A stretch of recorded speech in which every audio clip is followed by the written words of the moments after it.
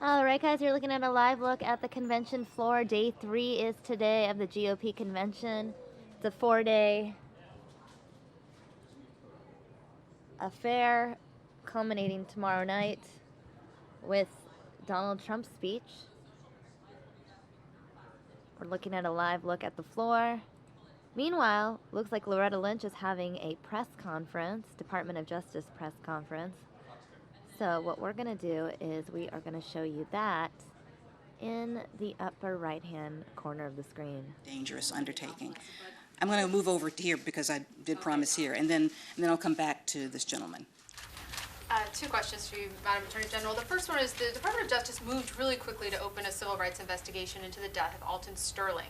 But then with the death of Philando Castile, you guys are playing more of a supportive role. Since so many people saw the videos of those two shootings, can you just explain to lay people how you decide whether or not to open a federal investigation into an officer-involved shooting? Surely. And certainly, as you're right, both of those incidents, also a tragic loss of life, were very visible because of video. In the case involving Mr. Sterling's loss of life in Louisiana, that was a matter where we were requested to move in earlier. We always consult with local law enforcement, the local prosecutive officials, and I believe that the district attorney's office in Baton Rouge has publicly stated that they felt the need to recuse themselves, and that was a decision that they came to on their own. In that instance, they asked us to come in earlier than we would have. Typically, our view and our role is to support the local law enforcement and local prosecutors in their investigation. We typically await the results of those investigations, and if any cases come about as a result of those, we await that before we move forward. Every state is different also. There are states in which if the federal government moves first in a matter, we may preclude state action depending upon state double jeopardy laws. So because of that, our typical posture is to wait until local law enforcement and prosecutors have handled the matter through their system. Where we're asked to come in earlier, we do take those under consideration, and if we feel that, again, we are able to do so, as in Baton Rouge, we will. So Baton Rouge is a bit of an unusual situation, again, because of the recusal. And the second question is just about last week's ruling in the so-called Microsoft Ireland case. FBI may or may not want to weigh in on this as well. I mean, how much more difficult is your job now after that decision? Some people have suggested that an inability to access data that's stored outside the United States is even a greater threat than perhaps the so-called going dark or encryption problem. Well, certainly it raises serious concerns for us, as was evidenced in our views in the case before the decision came down. We're still looking at that decision and determining what the next steps are. We also work very closely with our foreign counterparts in the European Union, for example, and are very committed to working with them to come up with agreements where we can share law enforcement or even commercial data safely and securely and protect privacy. It is a decision that may have some impact on that, and we're still looking at the ramifications of that. I promise this gentleman, and then the lady next to Where do you know if any financial institutions like Goldman Sachs were aware of the money laundering that was going on, and is that something you plan to investigate going forward? Well, I can tell you that, again, we're focusing now on the tracing of the assets. Leslie, do you want to add anything on any of the entities there?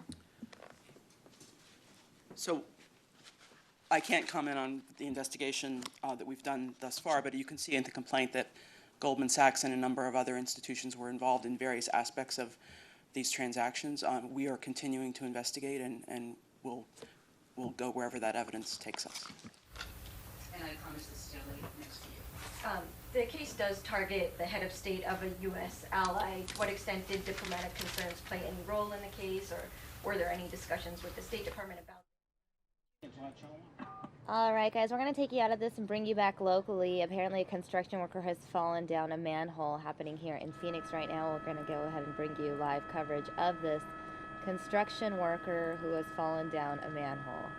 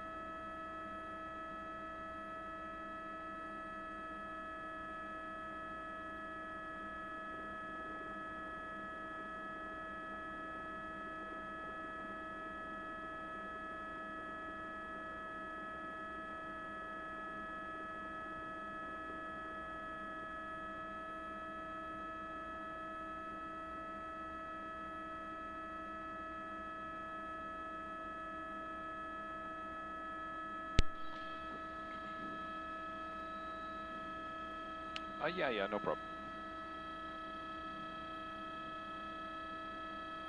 My mic's up.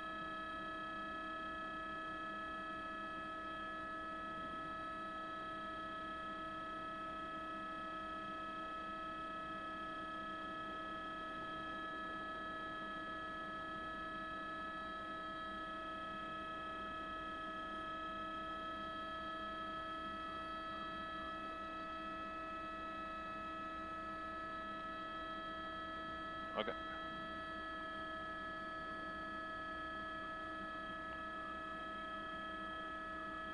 Okay, I'll monitor her on air.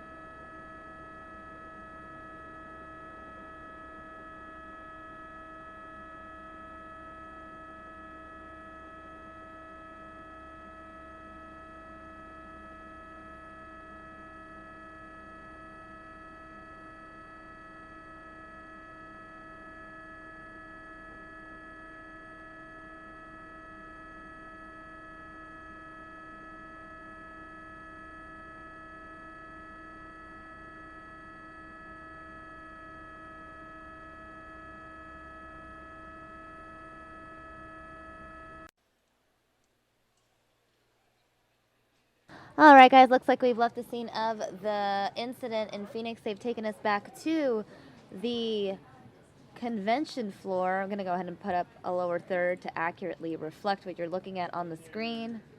GOP convention day 3. I'm going to go ahead and replay some of the highlights from yesterday, day 2 of the GOP convention, in case you missed it. Let's start with the speech from Donald Trump Jr. Stand by.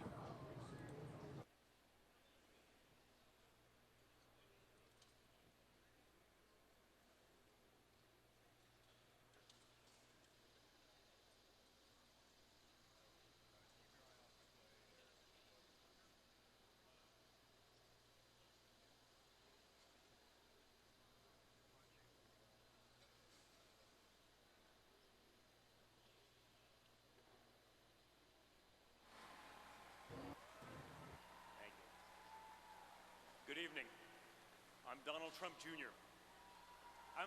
Thank you. Thank you. I'm the father of 5 young children, from 2-year-old Chloe to Kai, who just turned 9. I'm the husband to Vanessa, an amazing wife and mother, and the son of a great man.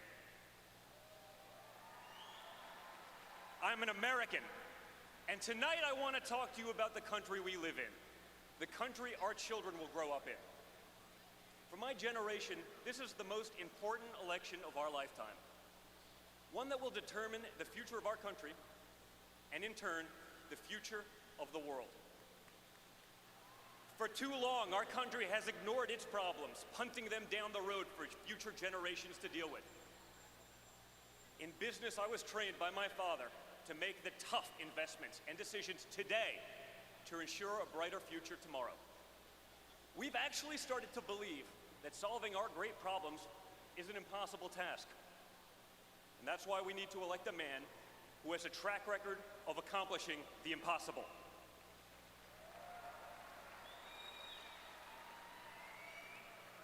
For the first time, parents no longer think that their kids will be as well off as we were.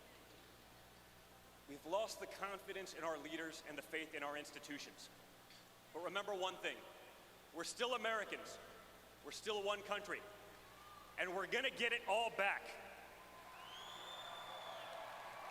We're gonna get it back better than ever before. I know we'll get it back because I know my father. I know that when people tell him it can't be done, that guarantees that he gets it done. I know that when someone tells him that something is impossible, that's what triggers him into action. When people told him it was impossible for a boy from Queens to go to Manhattan and take on developers in the big city, rather than give up, he changed the skyline of New York. I've seen it time and time again, that look in his eyes when someone says it can't be done. I saw that look a little over a year ago when he was told he couldn't possibly succeed in politics. Yes, he did. For my father, impossible is just the starting point. That's how he approaches business projects. That's how he approaches life. Whether it's teaching his granddaughter how to swing a golf club or tackling the toughest negotiations, he's always fully committed. That's why the person who had never run for office before stood on the stage 11 months ago in this very arena with 16 professional politicians. And this week, that same man will stand before you as our party's nominee for the President of the United States of America.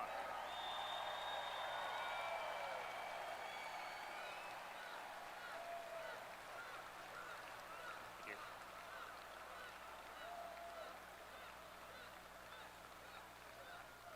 As a proud son and family member, it was one of the great honors of my life to be able to put him over the top in the delegate count earlier today.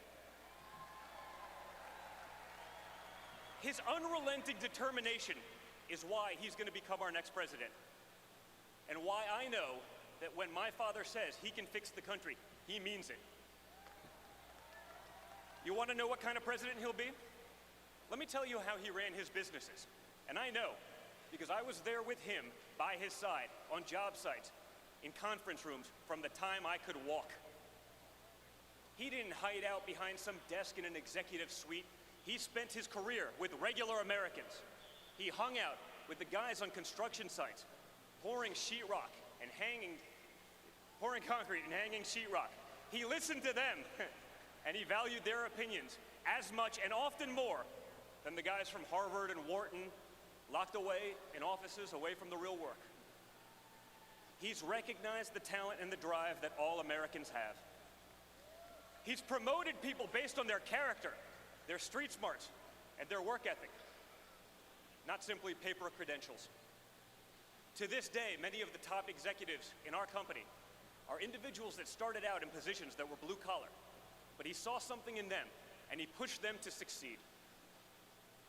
His true gift as a leader is that he sees the potential in people that they don't even see in themselves.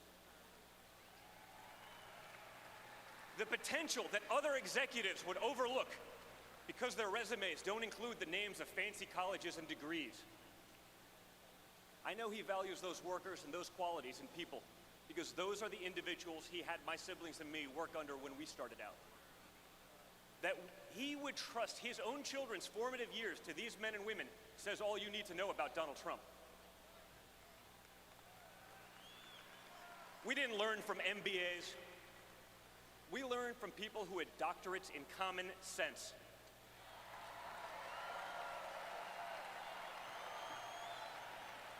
Guys like Vinny Stelio, who taught us how to drive heavy equipment, operate tractors and chainsaws, who worked his way through the ranks to become a trusted advisor of my father. It's why we're the only children of billionaires as comfortable in a D10 Caterpillar as we are in our own cars. My father knew that those were the guys and gals that would teach us the dignity of hard work from a very young age. He knows that at the heart of the American dream is the idea that whoever we are, wherever we're from, we can get ahead, where everyone can prosper together. The other party also tells us they believe in the American dream. They say we should worry about economic inequality and immobility. You know what? They're right. But they don't tell you that it was their policies that caused the problem, and it was their policies that have no accountability.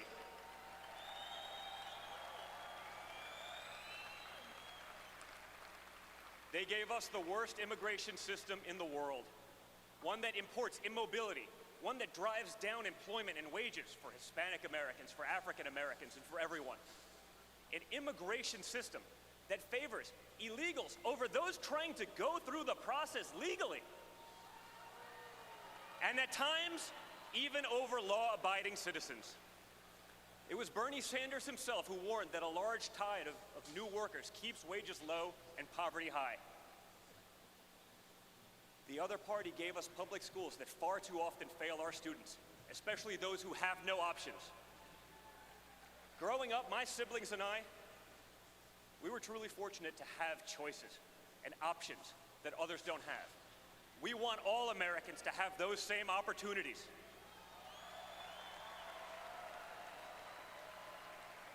Our schools used to be an elevator to the middle class. Now they're stalled on the ground floor. They're like Soviet-era department stores that are run for the benefit of the clerks and not the customers, for the teachers and the administrators and not the students. You know why other countries do better on K through 12? They let parents choose where to send their own children to school. That's called competition. It's called the free market. And it's what the other party fears.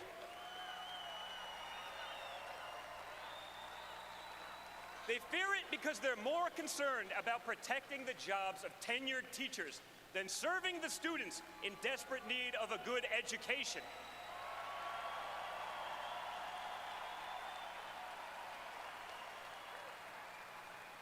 They want to run everything top down from Washington.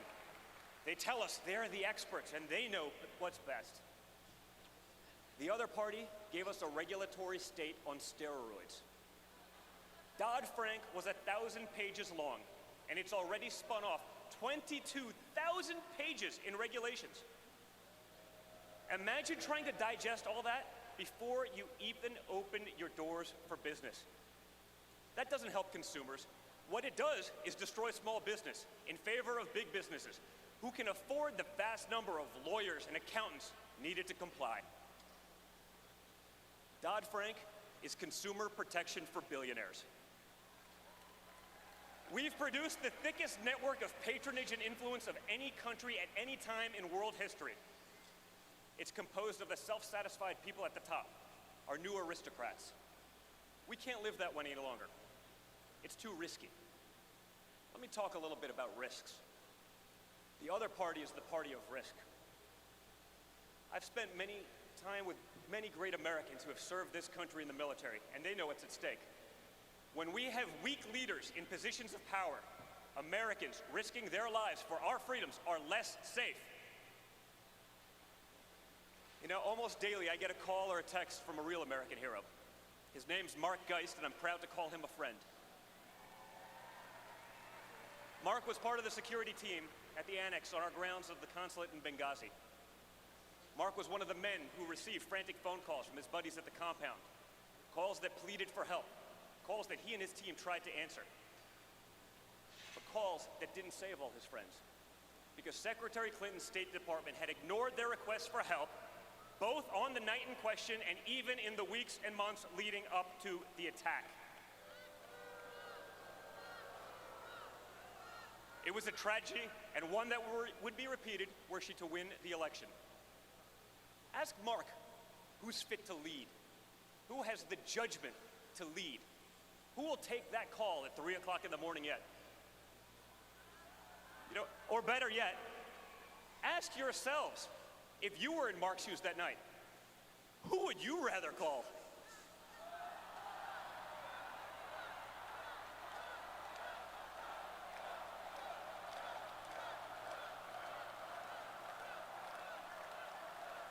Let me tell you something about risk. If Hillary Clinton were elected, she'd be the first president who couldn't pass a basic background check. It's incredible.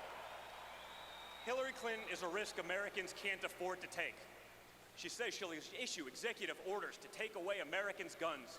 She wants to appoint judges who will abolish the Second Amendment. Here, just look at how effective those laws have been in inner-city Chicago, a city with the toughest gun laws in our nation, where 70 people were murdered last month alone, and where over 3,400 American lives have been lost since this administration took office in 2009. You know why those laws fail? Because criminals, by definition, don't follow laws. Rather than prosecuting real criminals, she would strip hard-working, law-abiding citizens of their rights to protect themselves and their families. She'll throw every possible obstacle in the path of safe, reliable, affordable energy produced in America, by Americans, for American businesses and families.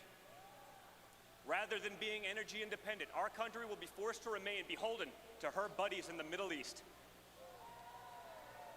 Those are risks we can't afford to take. And when we win, we're not going to have to. There's so much work to do. We will not accept the current state of our country because it's too hard to change. That's not the America I know.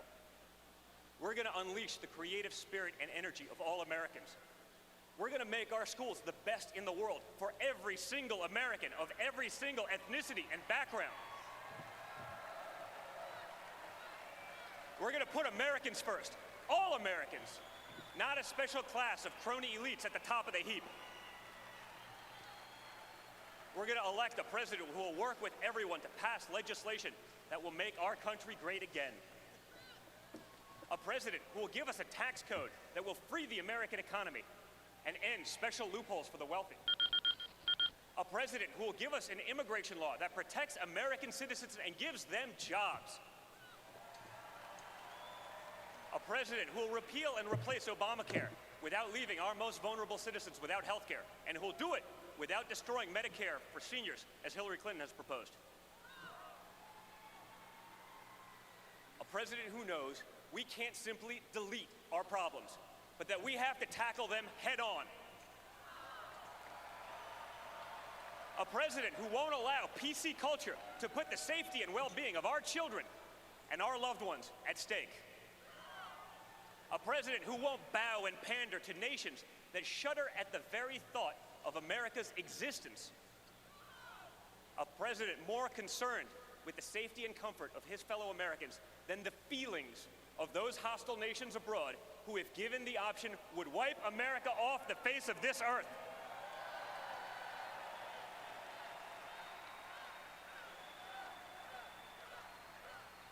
A president not beholden to special interests, foreign and domestic, and one who funded his entire primary run out of his own pocket just to prove it. A president who will secure and defend the borders of the United States and who will appoint judges who believe that freedom requires a limited government. A president who won't use the highest office in the land as a path to personal enrichment. A president who's actually created real jobs, who has actually signed the front of a paycheck, and who doesn't just talk about it in theory. A president who has real people's families and livelihoods dependent on his success and the success of his company for decades. A president who speaks his mind, and not just when it behooves him to do so, who doesn't have to run a focus group or use data analytics to be able to form a simple opinion, who says what needs to be said and not just what you want to hear.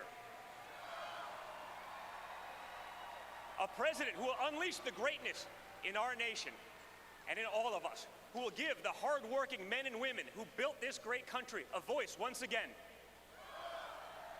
That president can only be my mentor, my best friend, my father, Donald Trump. And when we elect him, we'll have done all that.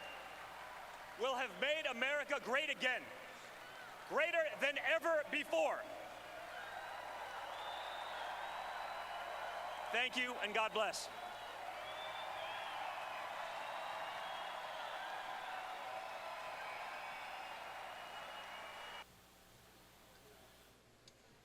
All right, guys, that was Donald Trump's son speaking at the GOP convention yesterday. We also have another video from the GOP convention yesterday, in case you missed it. Not only did Donald Trump's son speak, but so did his daughter. No, I'm not talking about Ivanka Trump. I'm talking about Tiffany Trump, 22 years old. This is the first time we've seen Tiffany Trump out on the campaign trail. Let's hear what Tiffany Trump had to say. She recently graduated from the University of Pennsylvania. You can hear from her now. Thank you all so much. It's so amazing to be with you tonight and say a few words about my father and your nominee for president. Please excuse me if I'm a little nervous. When I graduated college a couple of months ago, I never expected to be here tonight addressing the nation. I've given a few speeches in front of classrooms of students, but never in an arena with more than 10 million people watching.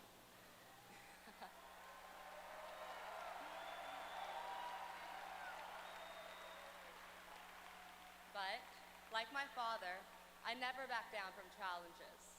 So here I am, a little new to the convention scene, but incredibly honored and very confident in the good man that America is coming to know.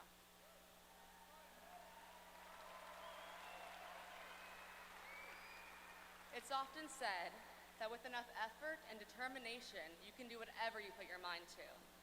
But saying those words and living them are different things, and my father has lived them. It's one of his defining qualities, and I've seen it in action all of my life. Whatever he does, he gives his all and does it well. His desire for excellence is contagious. He possesses a unique gift for bringing that trait out in others, starting with those closest to him. He's always helped me be the best version of myself. By encouragement and by example, he motivates me to work my hardest and to always stay true to who I am and what I believe. That's what he does. He draws out the talent and drive in people so that they can achieve their full potential. That's a great quality to have in a father, and better yet, in the President of the United States.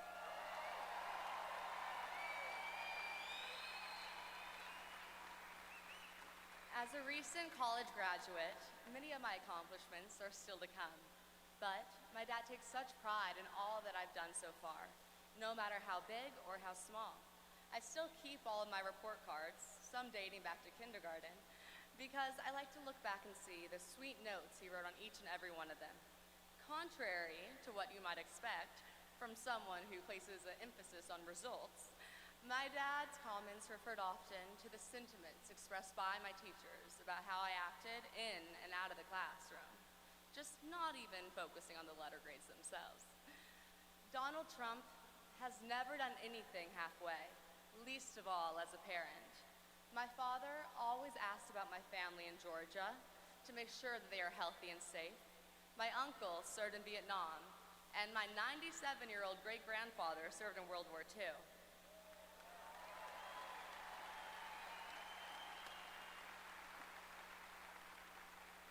I believe the measure of a person is revealed in their darkest times. For me, the measure of a parent is based on how they support and bolster you when you're down. A few years ago, someone very dear to me passed away, and the first call I got, as I knew I would, came from my father.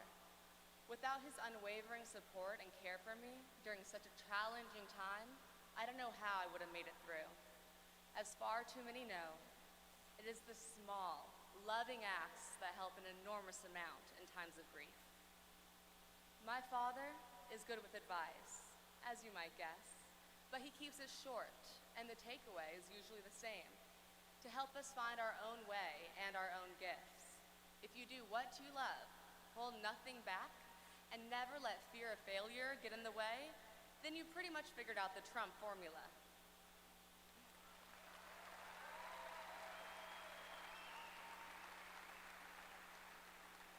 My dad is a natural-born encourager, the last person who will ever tell you to lower your sights or give up your dream. I always look forward to introducing him to my friends, especially the ones with preconceived notions, because they meet a man with natural charm and no facade. In person, my father is so friendly, so considerate, so funny, and so real. My friends walk away with a glimpse of all that he is and all that he means to me, of the strong, protective, kind, endearing man I am so proud to call my father.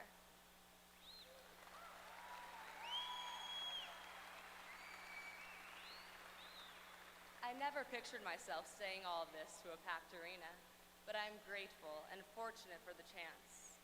I have admired my father all of my life, and I love him with all my heart. God bless you, and thank you.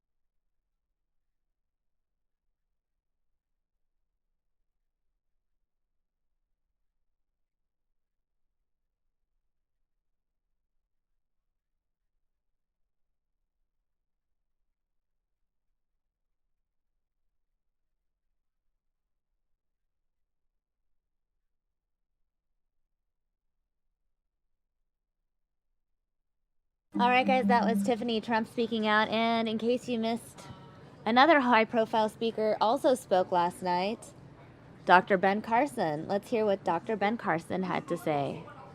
Stand by.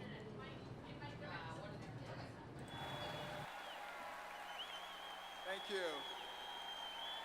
Thank you. Thank you, everyone. Thank you. Thank you.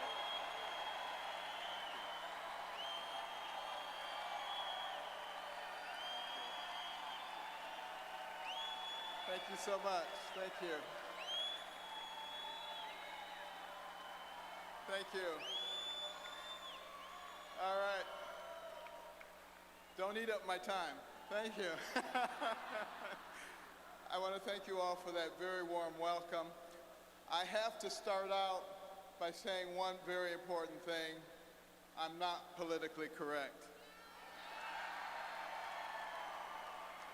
And I hate political correctness because it's antithetical to the founding principles of this country.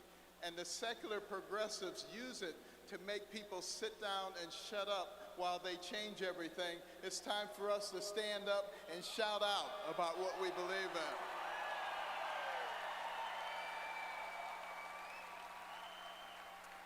You know, I devoted my career to studying and operating on the human brain. This remarkable organ defines our humanity. It gives us the ability to not only feel and observe, but to reason. When we elect a president, we need to use that power of reasoning to look at their history, their character, what kind of people they really are. It makes all the difference in the world for us. And it is going to be so critical right now. We must resist the temptation to take the easy way out and to passively accept what is fed to us by the politically elite and the media, because they don't know what they're talking about, but they have an agenda. Now, we must also be weary of the narrative that's being advanced by some in our own party. The notion that a Hillary Clinton administration wouldn't be that bad, the effects would only be temporary. You know, that it would only last for 4 and at most 8 years. They're not using their God-given brain to think about what they're saying, because it won't be 4 or 8 years, because she will be appointing people who will have an effect on us for generations, and America may never recover from that. That's what we have to be thinking about.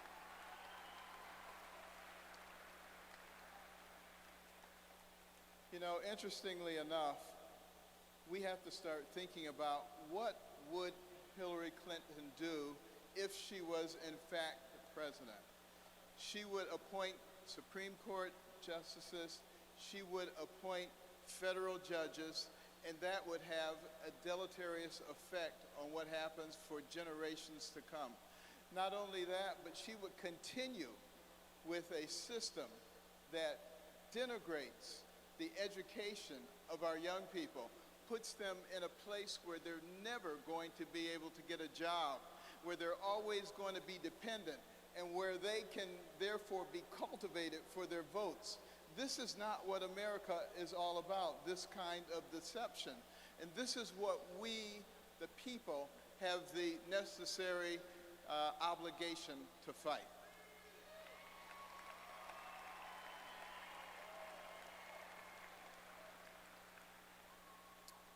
Now, one of the things that I have learned about Hillary Clinton is that one of her heroes, her mentors, was Saul Alinsky. And her senior thesis was about Saul Alinsky. This was someone that she greatly admired and that affected all of her philosophies subsequently. Now, interestingly enough, let me tell you something about Saul Alinsky. He wrote a book called Rules for Radicals. On the dedication page, it acknowledges Lucifer, the original radical who gained his own kingdom. Now, think about that. This is a nation where our founding document, the Declaration of Independence, talks about certain inalienable rights that come from our Creator. This is a nation where our Pledge of Allegiance says we are one nation under God. This is a nation. This is a nation where every coin in our pocket and every bill in our wallet says, "In God we trust." So are we willing to elect someone as president who has as their role model somebody who acknowledges Lucifer? Think about that. the secular progressive agenda is antithetical to the principles of the founding of this nation. And if we continue to allow them to take God out of our lives, God will remove himself from us. We will not be blessed, and our nation will go down the tubes. And we will be responsible for that. We don't want that to happen.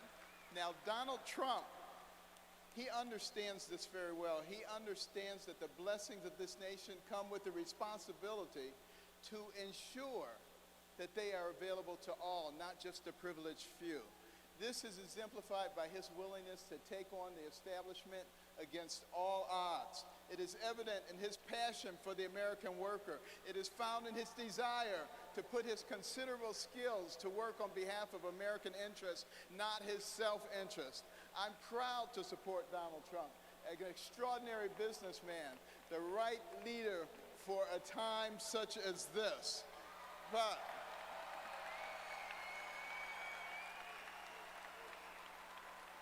you know what? It is not about Donald Trump. It is not about me. It is about we, the people. And Thomas Jefferson said that we would reach this point because we, the people, would not be paying attention, and it would allow the government to grow, to expand, and to metastasize, and to try to rule us. But he said, before we turn into something else, we, the people, would recognize what was going on, what we were about to lose, and we would rise up and we would take control of our nation. And I say now is the time for us to rise up and take America back.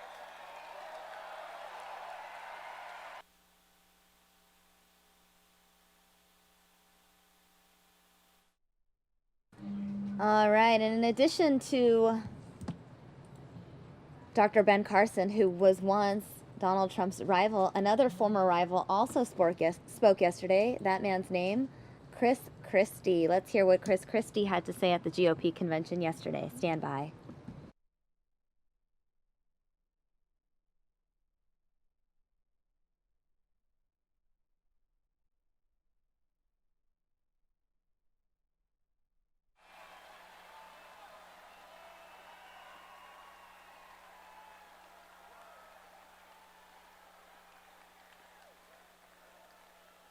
Good evening. Good evening. I'm here tonight not only as the governor of New Jersey, but also as Donald Trump's friend for the last 14 years. We are about to be led by not only a strong leader, but by a caring, genuine, and decent person. I'm proud to say that the voice of the people of our nation is being heard in this hall tonight, and those voices want Donald Trump to be the next president of the United States.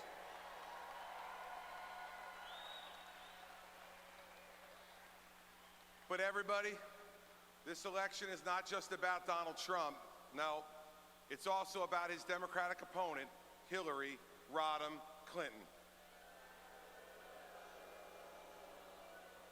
Now, in the past few weeks, we've seen the Justice Department refuse to prosecute her. Over the last 8 years, we've seen this administration refuse to hold her accountable for her dismal record as Secretary of State. So let's do something fun tonight. Tonight, as a former federal prosecutor, I welcome the opportunity to hold Hillary Rodham Clinton accountable for her performance and her character.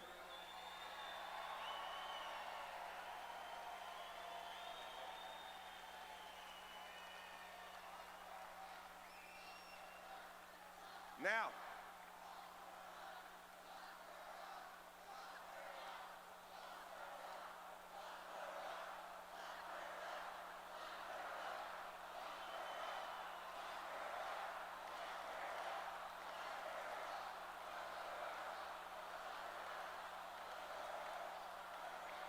all right, we're getting there. Give me a few more minutes, we'll get there. Here's what we're going to do. We're going to present the facts to you. You, tonight, sitting as a jury of her peers, both in this hall and in your living rooms around our nation. You see, since the Justice Department refuses to allow you to render a verdict, I'm going to present the case now on the facts against Hillary Rodham Clinton.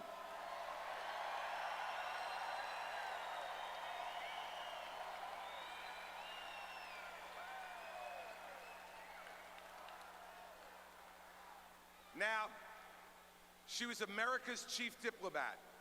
So let's look around the world at the violence and the danger today in every region that has been infected by her flawed judgment. But I'm going to be specific so that you can render your verdict tonight on the basis of the facts. Let's go to North Africa. She was the chief engineer of the disastrous overthrow of Gaddafi in Libya. Libya today, after Hillary Clinton's grand strategy, their economy's in ruins, there's death and violence on the streets, and ISIS is now dominating that country. So I'm going to ask you this. Hillary Clinton, as a failure for ruining Libya and creating a nest for terrorist activity by ISIS, answer me now, is she guilty or not guilty? In Nigeria, Hillary Clinton amazingly fought for 2 years to keep an Al-Qaeda affiliate off of the terrorist watch list. Now, what happened because of this reckless action by the candidate who is the self-proclaimed champion of women all around the world? These Al-Qaeda terrorists abducted hundreds of innocent young women 2 years ago. These schoolgirls are still missing today. And what was the solution from the Obama-Clinton team? A hashtag campaign. So now let's figure it out. Let's decide. Hillary Clinton, as an apologist for an Al-Qaeda affiliate in Nigeria, resulting in the capture of innocent young women, is she guilty or not guilty? See, she fights for the wrong people. She never fights for us. She doesn't get the real threats that America faces. So now let's go to China. In China, Hillary Clinton praised the Chinese government for buying our debt to finance Barack Obama's bloated stimulus plan. She was so desperate for Chinese cash, she promised to oppose the Buy American provision in the stimulus bill in exchange for the cash to finance a huge expansion of federal government spending. So, Hillary Clinton, putting big government spending financed by the Chinese ahead of good-paying jobs for middle-class Americans, is she guilty or not guilty? Let's go to Syria. In Syria, imagine this. Imagine this. She called President Assad a reformer. She called Assad a different kind of leader. There's now 400,000 dead. Think about that. 400,000 dead at the hands of the man that Hillary defended. So we must ask this question. Hillary Clinton, as an awful judge of the character of a dictator and butcher in the Middle East, is she guilty or not guilty?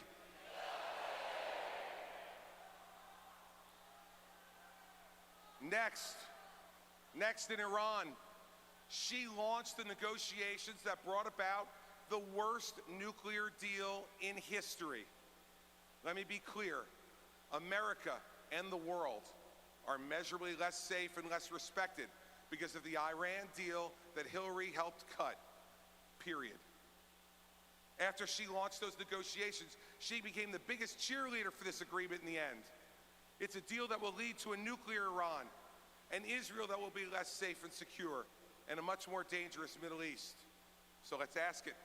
Hillary Clinton, as an inept negotiator of the worst nuclear arms deal in American history, is she guilty or not guilty? Next.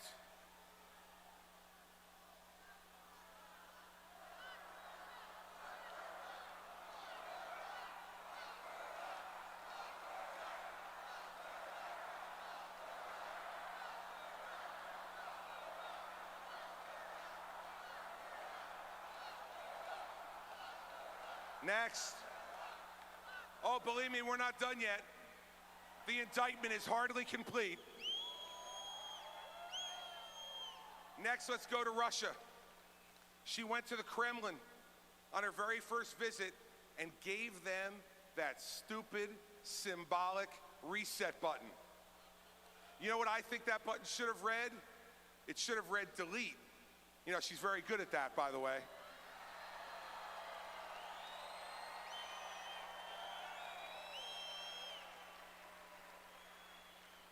And it should have read delete because she deleted in 4 years the safety and security it took us to build in 40 years.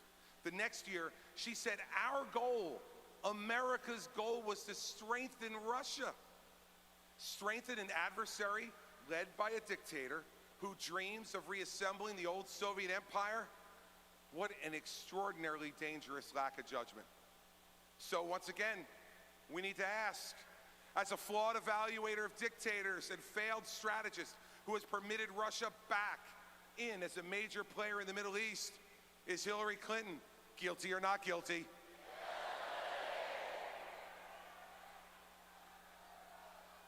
Now we go to Cuba.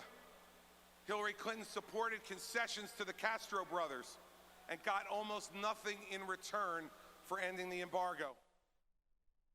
All right, viewers just tuning in, we are going to go live to John Hook momentarily, who is live in Cleveland for the GOP convention. I'm just waiting. Looks like we're having some technical difficulties connecting to him. The feed is quite spotty. As soon as we get a clear feed and I get the signal from John Hook, we'll talk to him live. Again, Fox 10 anchor John Hook live in Cleveland. We'll be touching base with him momentarily. Right now it looks like their feed is a little spotty, so I'm going to continue to bring you guys Chris Christie's speech from last night until we can get that figured out. Waiting for decades for justice for his murder. So let's ask the question. Hillary Clinton, as a coddler of the brutal Castro brothers and betrayer of the family of fallen state trooper Werner Foster and his family, is she guilty or not guilty?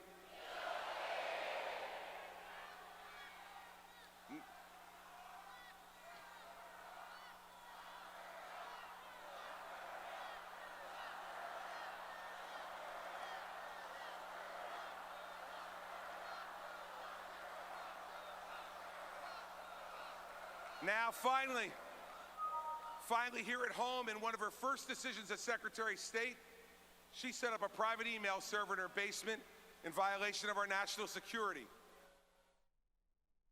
All right, guys, I am getting the feed in of John Hook, although it looks a bit frozen. So what I'm going to do, I'm going to take it live right now, and if John can hear me, he can speak with me, and hopefully we'll be able to hear from him. John Hook, you are live on News Now.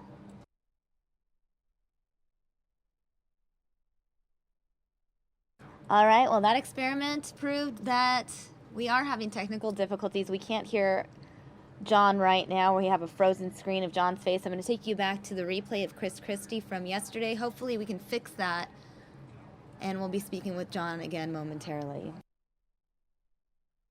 Department, the FBI director said, that's not true. So, as to Hillary Clinton, the charge of putting herself ahead of America, guilty or not guilty?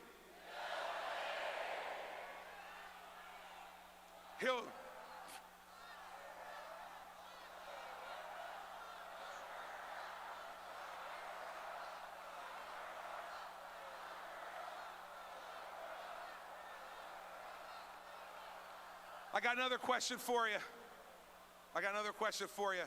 As to Hillary Clinton lying to the American people about her selfish, awful judgment in making our secrets vulnerable, what's your verdict? Guilty or not guilty? Now, time after time, the facts, and just the facts, lead you to the same verdict, both around the world and here at home. In Libya and Nigeria, guilty. In China and Syria, in Iran and Russia and Cuba, and here at home for risking America's secrets to keep her own and lying to cover it all up? Her focus group tested persona with no genuineness to be found is a sham, meant to obscure all the facts and leave you able to vote for her. We cannot promote someone to commander-in-chief who has made the world a more violent and dangerous place with every bad judgment she's made. We cannot make the chief law enforcement officer of the United States someone who has risked America's secrets and lied to the American people about it day after day after day. Here it is, everybody. We didn't disqualify Hillary Clinton to be President of the United States. The facts of her life and career disqualify her.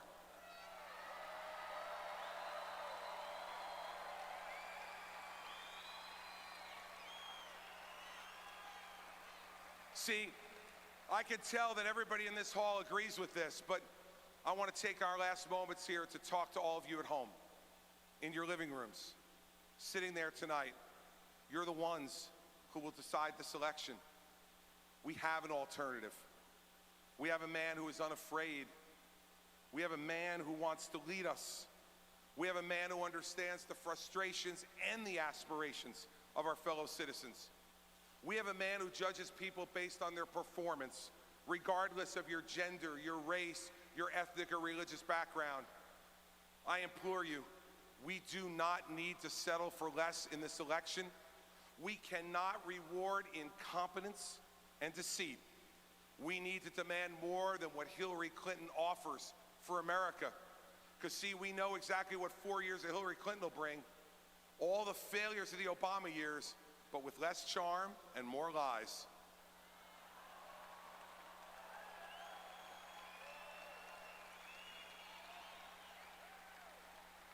Tonight, those of us in this hall and the people at home, it is our obligation to stop Hillary Clinton now and never let her get within 10 miles of the White House again.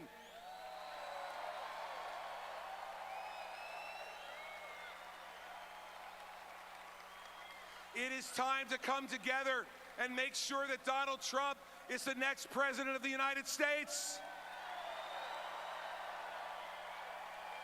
I am proud to be part of this team. Now let's go out and win this thing together. Let's go get him. Good night.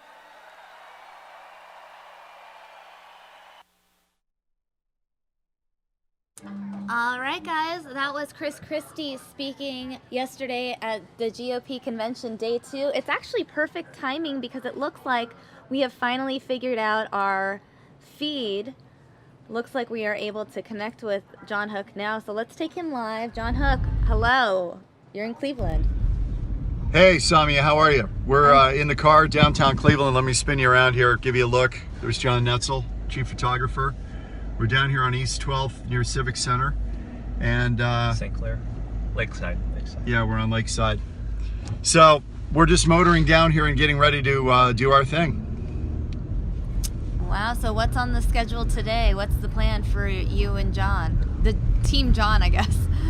Well, we're gonna meet up with Governor Brewer here in a little while. She's been a kind of a big draw down here in Republican circles. Obviously, she was an early supporter of Donald Trump, so a lot of the networks, they all want to talk to her. She was on CNN this morning. We're talking to her in a little bit. So tonight, it's really a chance for the country to get a sense of who Mike Pence is.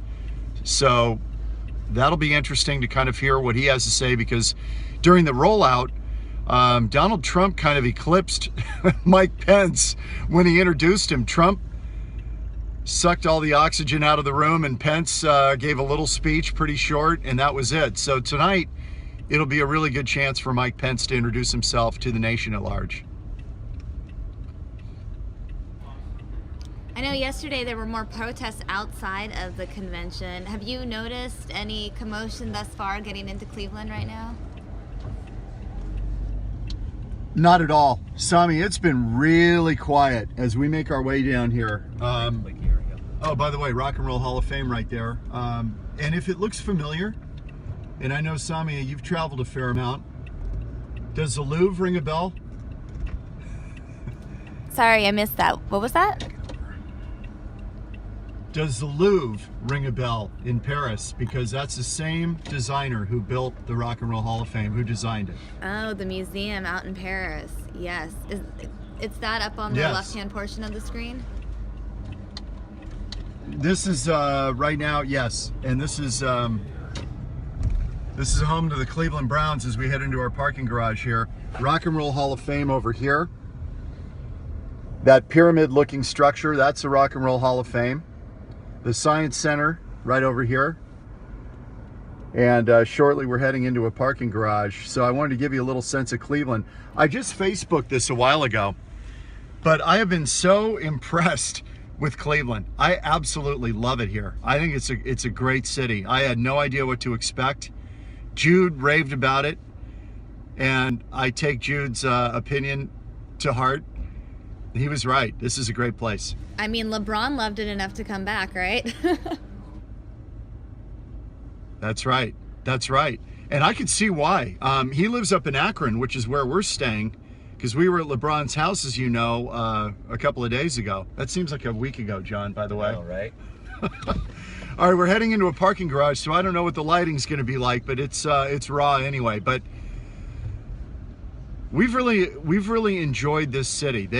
They know how to do this stuff, and I'm really impressed. They haven't had a convention here, I think, since 1936, so it's been a while. Yeah, that is 80 years since the last convention. We watched a couple high-profile speeches this morning recapping last night's events. Heard from Chris Christie, Ben Carson, Donald Trump's children. Any speeches that stood out to you? Last night, you know, it was really Tiffany Trump and Donald Trump Jr., but probably the one that stood out the most to me was Chris Christie, I'd have to say, because it was, as I mentioned on the morning show, that was a typical prosecutorial takedown of Hillary Clinton, and you'd expect that from Chris Christie, former prosecutor, U.S. attorney. He really took her down in terms of her record, and that's the kind of stuff you get at a convention. And believe me, there will be takedowns of equal strength of Donald Trump when we get to Philadelphia. So, you know, everybody has their time, their equal footing. But as I mentioned on the morning show, I really think what's interesting in this whole convention is that Donald Trump, these are really not his people who are here. These party apparatchiks are not the people he's appealing to. He's appealing to Hi there. a much wider Sure. audience, I have a and it's America at I large. came in down here just to drive up because we're supposed to park up top. Okay, see if the key card See if it works. Okay, hang on one second here. Yeah, we're trying to get into our parking garage here. Because there's no way to get to that top. Anyway, so this party stuff is not really Donald Trump's bag, and it hasn't been, and it's not why he's gotten to where he is. Yep. So whether the party in the queue likes him or not is really kind of immaterial. Well, no, I know, but I don't know how to get.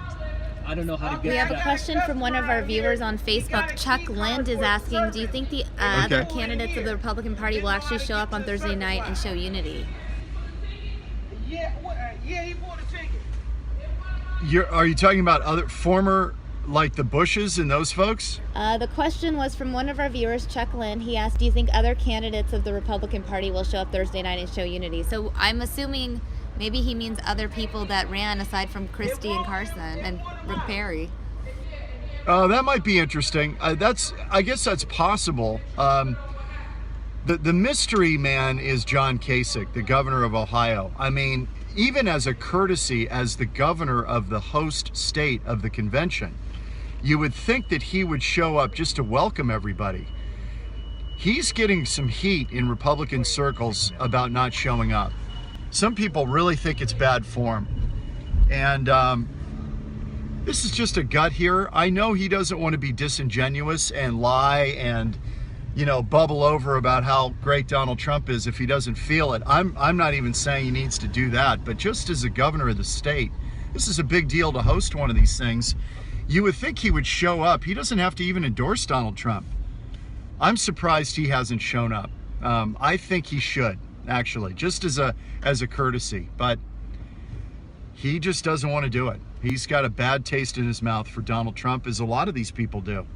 So I don't know, the big kumbaya moment with a bunch of politicians, I don't know that even Trump cares much about that, to be honest with you. Interesting. I know one of the reports circulating this morning regarding John Kasich, there's some report out there that he was told, do you want to be the most powerful vice president in history? Did you read that this morning? No, I did not. There's some report out there circulating about how one of Trump's kids had approached John Kasich about the position and the opportunity. Well, I don't know. This won't all come out probably until after the election, what all went into. I mean, we didn't really get the full scope of what was going on with John McCain in 2008 with Sarah Palin until, you know, about a year afterwards, where it all really started to come out in the book Game Change. So we'll find out how, you know, who was vetted, who was involved, who may have been approached, why Gingrich was passed over. We'll learn all that in time. As we're looking here at the home of the Cleveland Browns, looking down in the Science Center and the Rock and Roll Hall of Fame out there to the right. And Lake Erie. And Lake Erie. Beautiful Lake Erie. Looks like an ocean. You can't even believe this is a lake out here. It's just so massive. Getting some pretty interesting comments on Facebook. I know you pointed out the stadium. One person saying that stadium will never see a championship. Looks like we're getting some sports trash talk on our feed. Yeah, Cleveland, you know, well, since 1964, the Browns and Jim Brown. It's been a long haul for the Cleveland Browns, and they've come so close in those teams in the 80s that were thwarted by Denver, and they just couldn't seem, and the Raiders, they couldn't seem to get over the hump. And it's still a struggle, and Johnny Manziel set it back a little bit as well. But now with LeBron, they've got their championship. So after 50 plus years, they finally get their championship. And I'll tell you, that's something that Clevelanders, they're enjoying the heck out of that. I'll tell you, everywhere you go, there are LeBron jerseys. For him to come back here and leave Miami and come back here and win a championship for this city, this puts him in such a class of athlete in this town. It's really LeBron and Jim Brown. I mean, that is it. They are at the top of the heap. I'm still amazed at how he won the city over again. I mean, they hated him when he left. I know it. They were burning his jersey just a few short years ago. And now, I mean, the city absolutely loves the guy, and you got to give him credit. What a class act to come back to his hometown and win a championship. That is one of the most interesting moves ever in sports, I think, to come back and say, look, I'm going to try to get you guys a championship, and then to deliver it in a Game 7. Just amazing. Not just a Game 7, the comeback, they were down 3-1. I know. It's legendary. We'll be talking about it for years. It's one of the great stories in sports. In fact, while we're doing this, I'm going to spin you around here. Sorry for the inartful camera work, but it's live. I'm kind of glad we're talking about sports, though, because I feel like politics, especially the 26 campaign, I mean, people are as invested in it, if not more, than they are in a lot of these big sports championships. I mean, it's cutthroat out there right now. No, it is. And people ask me why I like politics so much. It is like sports. And I think when you get right down to it, it's got everything. It's got competition. It's got scandal. It's got great triumph, great tragedy, great setback. It's got sex. It's got everything. And people wonder why folks pay attention to it. It encapsulates everything about the human experience. And so I find it fascinating, and I find the people that are in it, a lot of them are distasteful, but there are a lot of them that are really interesting, smart people. So you get a cross-section just like anything else. Right, and everyone has their favorite team, and everyone has their favorite player, and the people they hate. It's I'm waiting for the politics reality show, although just following it seems like one sometimes. They're as passionate about it as they are about their sports. You're absolutely right. Hey, listen, I'm going to have to depart here. We've got to get into the queue and do some work. So It's good chatting with you guys, and I'll keep in touch. We've got another way to stream and talk about some things, so this is good. All right, thanks, John. We will check in with you a little bit later on, guys. We're going to take you live to John Kerry now, who is speaking. Stand by. In London, I met with Stefan de Mistura, and he was asked by the Turks to go to Turkey in order to have a conversation with them about our process in Syria. So I look forward to hearing from him what averments have been made to him from the Turks and sort of where we stand. And then in the days ahead, we'll all be having conversations with our counterpart and following up. So and by the way, tomorrow they will be represented at the conference, and we will hear from them directly in the context of the conference. So I don't think the mission is going to be negatively impacted by what has happened, but we have to see how different currents that have been felt over the course of the last weeks in terms of the change, in other words, between the relationship between Russia and Turkey. How is that going to have an impact, if any, in helping us actually to prosecute the effort against Daesh? So there are some unknowns out there, and we're going to do everything that we normally do to fill in the blanks as rapidly as possible and be able to define the road ahead. On the reform issue with Iraq, this was a topic which we, as the co-hosts, engaged in a conversation in immediately with the foreign minister of Iraq this morning. And he absolutely has assured us, as has Prime Minister Abadi, that they fully recognize the challenge ahead in order to be inclusive. I think we would like to see some reforms moving faster, but there have been internal challenges that everybody is aware of that the Prime Minister has had to deal with that come from the other side of the ledger. And so the politics are not easy. And we're working very, very closely with the Prime Minister. I think right now, as the success against Daesh has grown, certainly in the repatriation of certain cities, there's been an opening of some political space to be able to do some things. But I think we also have to acknowledge that Daesh has tried to therefore make life harder in the alternative to holding the cities by just blowing people up in Baghdad. And that opens up a different security challenge which has to be met. So this is a place that is filled with challenges, and we recognize that. And that's precisely why this conference today is so important, and why we are so committed to trying to make sure that what you call the morphing of Daesh can't take place or is limited in its ability to take place. Now, one last thing. Daesh remains a dangerous entity because it has the ability to be able to inspire people to go do the kinds of things that we've just talked about. What happened in Nice. But there's no indication to date that Daesh actually ordered it or played a role in it or that this was part of a specifically designated Daesh mission. This was something somebody did.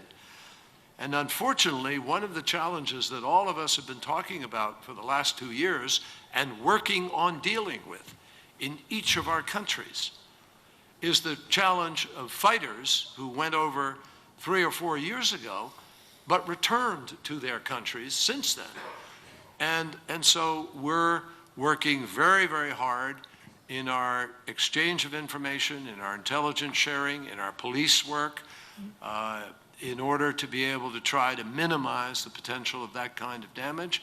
But as I have said previously, governments have to get it right 24 hours a day, 7 days a week, 365 days a year, and somebody who decides to emerge from the shadows and try to do something damaging only has to get it right for 5 minutes or 10 minutes or an hour, whatever it is that they've decided to do.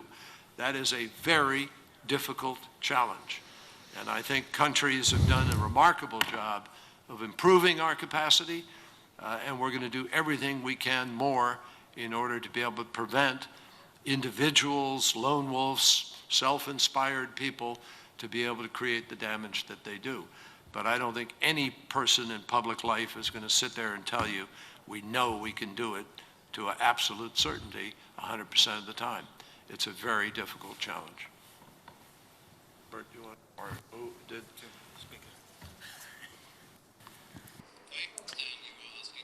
Strategy against the ISIS is still relevant or still justified, or if we, because they are now in the defensive and they're changing perhaps their strategy, the ISIS strategy, if we have to replace our strategy by something else. I think the right answer is it is not either or. Because yes, on the one side, we have to protect ourselves in Europe and other places in the world, and therefore what we need is closer cooperation between the police, intelligence services and so on. On the other side, the military fight against ISIS is not yet finished. And I think we all have a moral and political obligation to release these people, especially in Iraq and in Syria, from their slavery under ISIS. And so therefore, I think we have to move on. We have to continue our engagement. We have to help that cities like Tikrit, Ramadi, now Fallujah are being deliberated, that we are preparing living conditions in which people, Iraqi people, are able, willing, and ready to return. So therefore, this conference today is not only justified. I think it's high time that we are meeting after ISIS has lost significant territory and the number of bigger cities in Iraq. It's high time that we are gathering here to pledge again a volume of money for creating these kind of living conditions in which people are able and willing to return. Could I call on our colleague from Kuwait, if I may, because I know you asked about the neighborhood, and I think we need to hear from our colleague. Well, thank you and good morning. As actually Kerry said earlier, and we do all agree that Iraq is just being a theater for Daesh aggressions, if I may say. We in Kuwait being also affected by Daesh attacks. The region, the Gulf in particular, been affected. Just recently, Daesh attacked the city of Prophet of Muhammad, which is one of the most sacred places for us as Muslims. Also, our friends in the Middle East, they've been also attacked by Daesh. Our friends and allies in the coalition against Daesh, they've been or most of them actually been attacked by Daesh. This would, in many ways, represent, this is an international issue. It's not an Iraqi issue. Yet, we, the international community, we believe in Kuwait that we need to help Iraq to be able and to be strong enough to fight Daesh. Of course, it's not just a military fight, as actually Kerry stated earlier. It's a fight in many other areas, and that's what brings us here today in this pledging conference for Iraq, is to help Iraq to be able to help the Iraqi people. And hopefully we will be ready to assist them in every way and mean to do so. We in Kuwait, we have a particular interest of having our neighbor Iraq in a position that they are strong, united, and hopefully they would live in peace and security. All right, guys, I'm going to take you to a press conference held by the Cleveland police and the mayor. Daily press conference regarding the safety at the convention. Good morning. Everybody ready? Anybody not ready?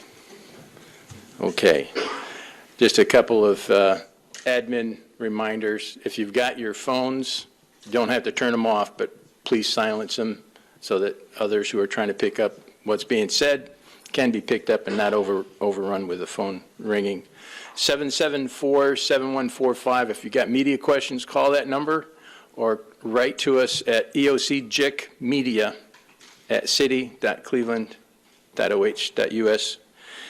And then just a reminder, we're going to continue this 10 a.m. and 7 p.m. daily updates through Friday and beyond if necessary. And with that, I'm going to turn it over to the chief and the mayor.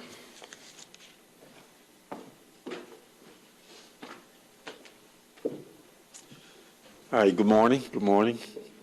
You know, last night was pretty quiet. Yesterday was pretty busy.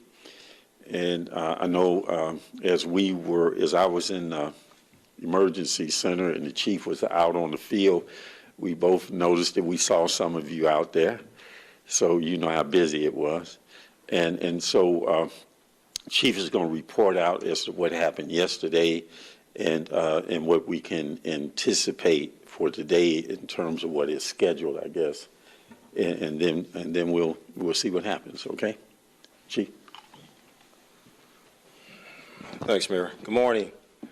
As the Mayor stated last night, relatively quiet, although yesterday afternoon were a few incidents that kind of sparked up, mainly on Public Square. One incident in particular with a gentleman that kind of came out of the square with a little mini bullhorn and shouting whatever he was shouting, and our officers not really intervening, letting him do his thing. And then he was, I guess, some counter protesters were kind of trying to shout him down, and he actually was trying to go over to them to get closer to do the shouting. A little shoving match, we broke it up, sent him out. At that time, we actually had two groups who were actually coming into the square, which brought more people. When this little incident happened with the gentleman, I don't even know his name, there were probably more media people there than actual protesters, and he kind of pushed his way through a lot of media people, and then they almost got together, and I separated them, and that was that. And then we had these two other big groups come in, they set up, and that's when we kind of brought officers in to kind of quadrant it off, separate people that were counter-demonstrating against each other. We chased a little group around that were running through the streets like hooligans from Public Square all the way to East 12th Street, running on private property, through parking garages, trying to get into businesses, things like that, kind of courting them off here at 9th and Lakeside, and kind of gave them an ultimatum to get out of the streets. They eventually complied, got on the sidewalks, and dispersed. And that was basically the end of quite a busy early afternoon. After that, a few little incidents here and there with open carry, which we handled, and just general protest activity, spontaneous small marches and demonstrations, things like that. Other than that, that was it yesterday. Like I said, after we got done with the Public Square thing and the thing here at 9th, I went back and got in my riding clothes and got on the bike with our bike officers, and we went out for about 3 hours, and it was relatively quiet downtown. That's it. Any questions? Yes. Yes, Chief, can you compare this to any of the reports that you heard from Tampa in 2012, how the reaction and the police and security and that sort of thing? I'm not going to do any comparisons. You know, we've, of course, talked to Tampa and Charlotte and Minneapolis, Boston, New York, you name it, Denver. We've talked to them all before we got into this. And we try not to do comparisons, but, you know, for us in the city of Cleveland right now, the last 3 days have been pretty even. Not too much going on. And when things have sparked up, our officers, our law enforcement partners were there to take care of it. Chief, Yes. Going into this, you talked about how important your bicycle patrols would be, that they would be a key component to this. Is Yes. yesterday kind of the way that you guys drew it up, and are you taking any notes kind of out of what happened yesterday?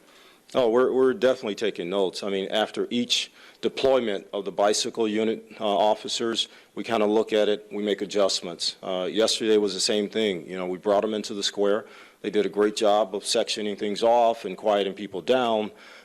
We did a couple extra things with the bicycle unit that we haven't done in the past, and they worked out pretty well for us. Yes? So no additional arrests? No arrests yesterday, no. The hooligans were the guys in the bandanas.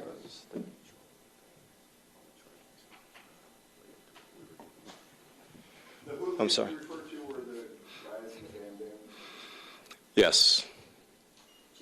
Hold on, in the back there. You talked about the bike patrols and doing different things yesterday. Could you give some details on how you adjusted for the bigger demonstration? Well, not detail, but I mean, most of you guys were there. You actually filmed it. I mean, we're not going to go into detail to the actual tactics that were used, but we use our bikes tactically to make sure we separate people, isolate people if they're an issue, so that we can help de-escalate that and calm it down before it gets to an arrest situation. Yes. Chief, I was there at Public Square. I think you got a little roughed up. Roughed up? No. Oh. I am concerned. I hope you're okay. Okay. Jen Schoch came on the late night presser and said that you're a very hands-on, captain. And can you talk a little bit about if you're still going to do that after yesterday, and then what the benefit you think it is for this in this situation? Well, if I'm out there and something's happening, I don't just stand by. I'm still a police officer, although the mayor likes to tell me a lot, Chief, you're a little more than that nowadays. But if something happens, I mean, that came directly to me. I mean, you were close by. I got up on the steps there so I can get a better view of what was going on in the crowd. And then here comes this gentleman, and he's doing his speech, and he's walking. There were a couple people kind of walking with him, and basically pushed through you guys and came directly at me because I stood next to a couple counter-protesters just to kind of keep them calm. And he came directly really at them. And then they tried to kind of grab each other, and they pushed the whole crowd. And I pushed them back, and then I grabbed him, and then they took him out of the crowd. So, I mean, I'm still a police officer. So, I'm out there to make sure nothing happens and to, help direct our troops with our other commanders that are on the ground. But,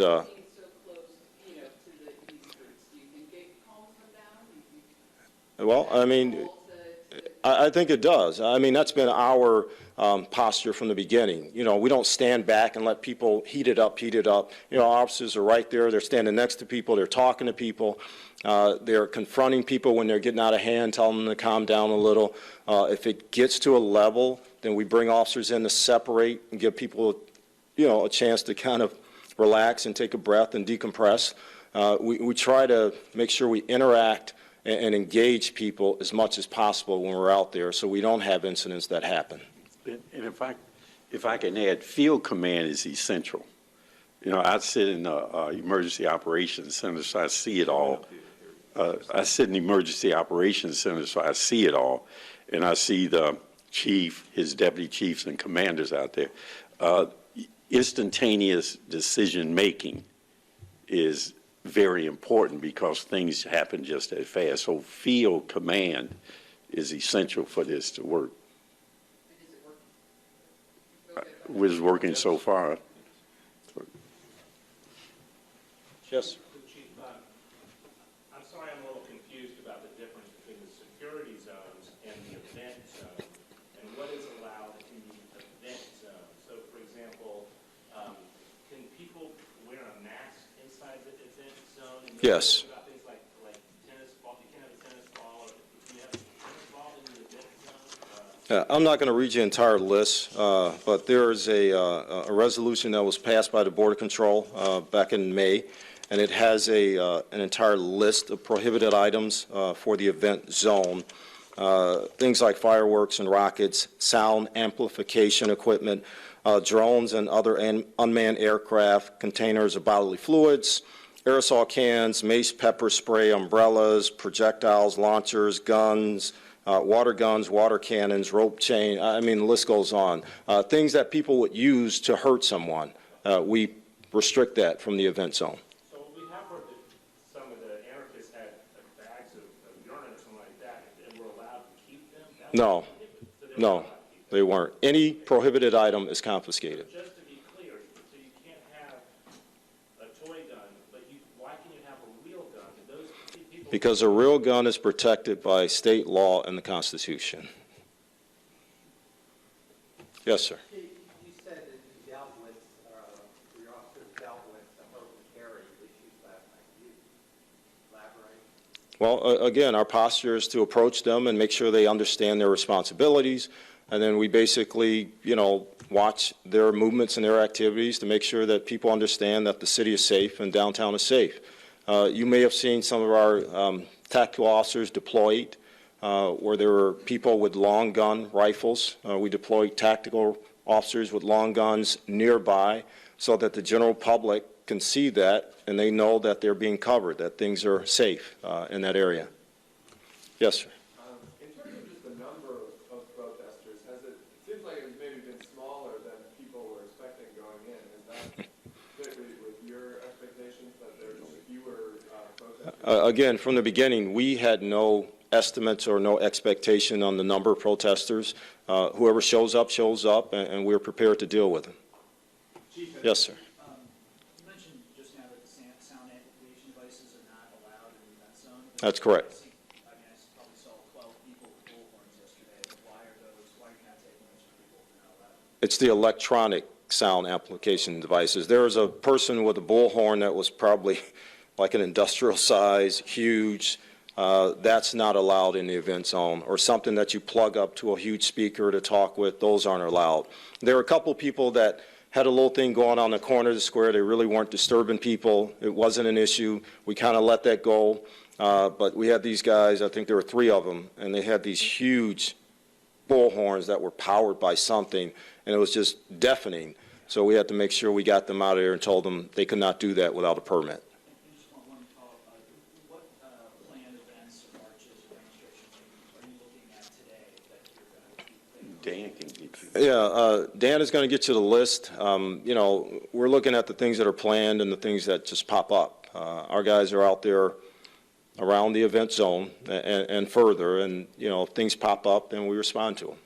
Question, Mayor. How much has business been able to, go on, the rest of us who work and live in Cleveland?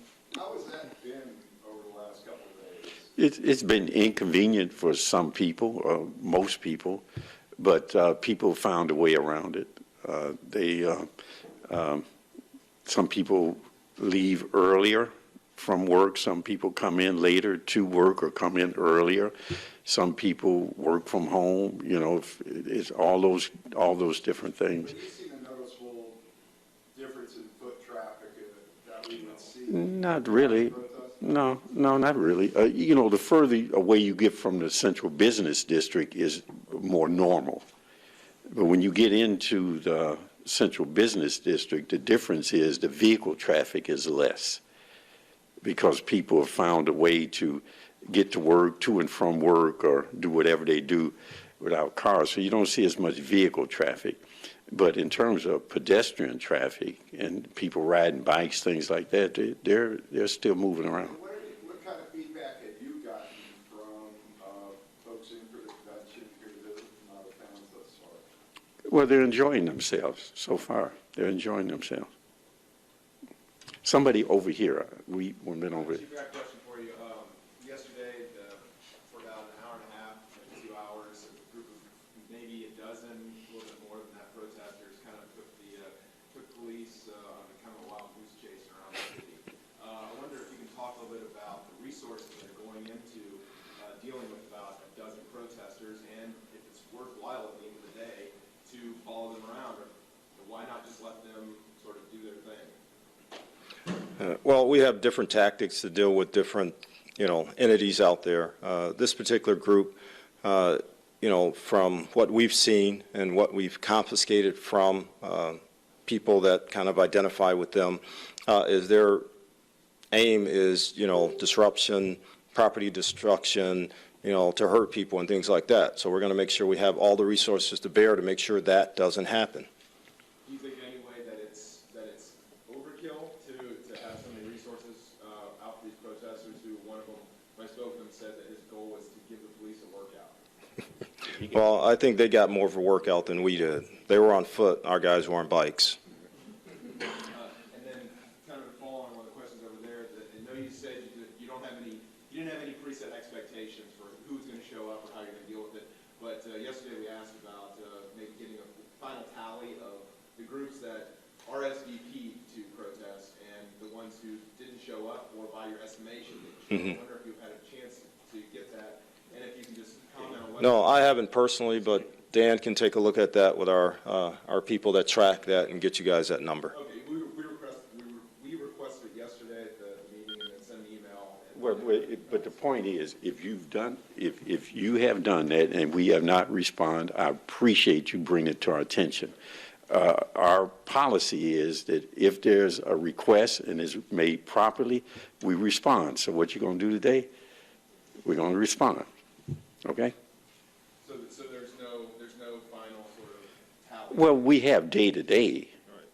Day-to-day. Now, it's hard to, some of the events, like one person showed up at a scheduled march, you know, or two people showed up, you know, we can give you that. But there may be some events where we don't have the actual number. But again, that's something that they'll deal with. Could we get that tally from you, just so... You talk to your counterpart, with us. If they fail to give you information as best they can, then you let us know, and we'll make sure you get it. I'm telling them now to give you the information you're asking for.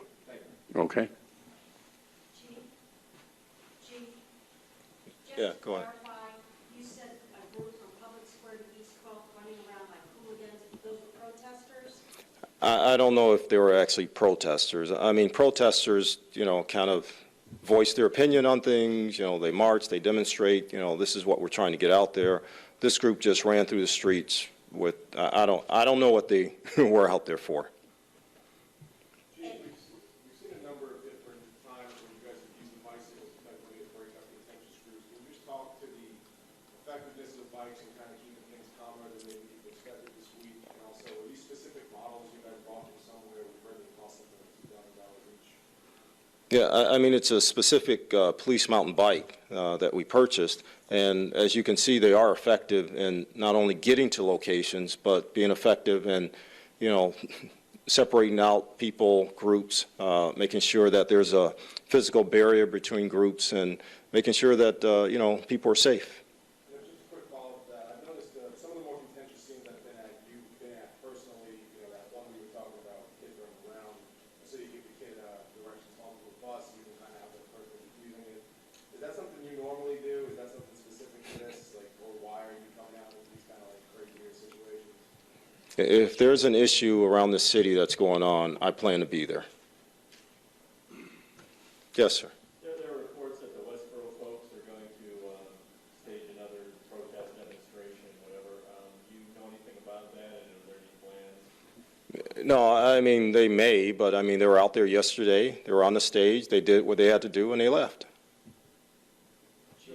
Yes. Also a question about, or somebody saying that there's going to be a flag burning somewhere. Have you heard anything about that? No. Yes, sir. Donald Trump's got an event today with Mike Pence around 2 o'clock in the city. Can you talk at all about maybe increased security around that event? It's a Secret Service event, and we'll support the Secret Service and whatever they need for that event. Yes, sir. Chief, can you remind us how many officers are outside the downtown area that you have on, on shift? No, I can't give you an exact number, but our car plans are filled around the city. Yes. Has there been any response time issues with anything? Not that I've been made aware of, no. Have you seen an uptick or any kind of extra activities? Have you noticed? Around the city? No. Event zone? No, just business as usual. Yes, dear. Obviously, there's been much anticipation coming up to this week. What have been your overall feelings on how things have gone thus far? I think things have gone so far so good. I've said that for the last 2 days, going into today. You know, we can't predict what's going to happen today and tomorrow, but so far so good. Our officers have responded when we needed to. We've given people space to do what they need to do in a peaceful manner, in line with the Constitution, and that's what we'll continue to do. All right. Yes. Ms. For the Mayor, could you talk a little bit about how you feel regarding the security and the police response and how that maybe has changed outsiders' perceptions of Cleveland? Well, for those who are not from here, they look at it as being unusual. It's just what we do. So this is what we do. We've had the occasion to have to handle demonstrations and protests in the past. So this approach is not new to us. This is an approach we've been taking all the time. So, you know, people look at it, they come, and they say, well, it's new. For us, it's not new. Okay? But we do learn, as the chief says, we do learn from every experience. So we adjust what we do as we learn things, and then even though things they seem similar, they're not sometimes. So you have to be very fluid. That's why, to the question about the chief and his command staff being out on the ground, that's why that's so important, because it is a very fluid situation, and they respond to things that way. And many times they're proactive about it, and they prevent things. But you have to be there to see it and to feel it in order to be able to make those kind of decisions. So it's just normal. It's what we do. Anybody else? Thank you. Thank you very much.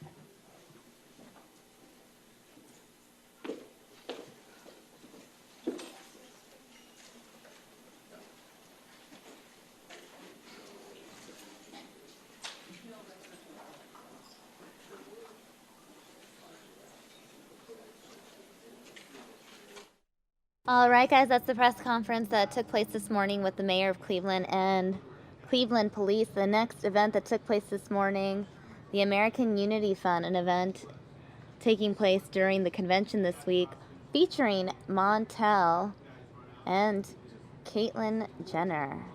Interesting. Let's go watch this now. Making clear to them that when it comes time to defend their seats, we will be there with them, standing beside them, just like we did for Rob Portman and Mark Kirk. Now again, I served in our U.S. military for 22 years, 2 branches, the United States Marine Corps and the United States Navy, and I'm so proud of that. And you know why? Well, thank you. Thank you. But you know why I'm proud? Because I went in at a time when people walked up to people in the military and spit on the ground. I made a choice to defend this Constitution. At the time that I made that choice, 3 years before that, 73% of our Congress and Senate had served in the military in 1971. You look at it right now, and I will guarantee you that it's less than 20% and maybe just shy of 15% of our entire Congress and Senate ever put a uniform on their back to go out and support this Constitution they claim that they're trying to defend. They don't even let their children go do it.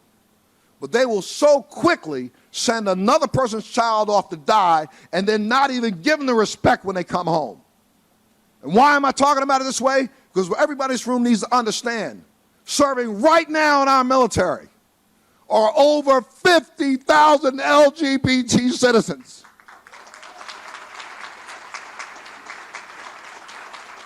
Who will proudly take a bullet for this country. Now you explain something to me. How can they go overseas, put themselves in harm's way, prepare to give their life for us, and live under the threat of coming home and losing their home, their job? You know, we are living in a crazy time. But I don't know anything crazier than what I've just explained. We have so many people in this country who are so quick to let the words flow off their lips, I support the troops, yet you won't take the second to even say hello to a soldier or sailor when they walk by. And when you say thank you like somebody screamed out to me in the back, thanks for my service. Well, understand, you're thanking over 50,000 LGBT citizens who understood they're part of our society, wanted to protect and defend you who hate. It's a wake-up call right now for America. The wake-up call is it's time for us to figure out that this is at the core nothing more than a very simple issue. It's about who we are as Americans.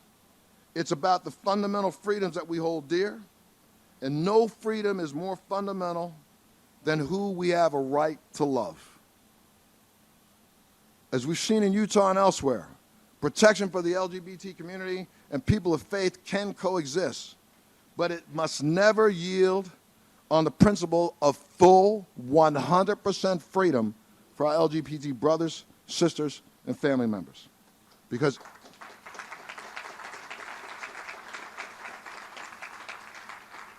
let us remember something very clearly. When there's inequality for any one of us, there's inequality for all of us. And as a nation right now, whether people want to try their best to rewrite history, you can't rewrite the fact that this country has existed because of the contribution of all of us. When you go back through history, we don't know who was gay, who was straight, who was black, who was white. This country has melted in ways that we've hidden who we are so we could get an advantage. And then when the advantage turned to a disadvantage, we attack those who took our advantage away. It's time now for us to come together and live up to the dream and the potential we have as a nation. I want to thank you all for giving me an opportunity to talk this morning.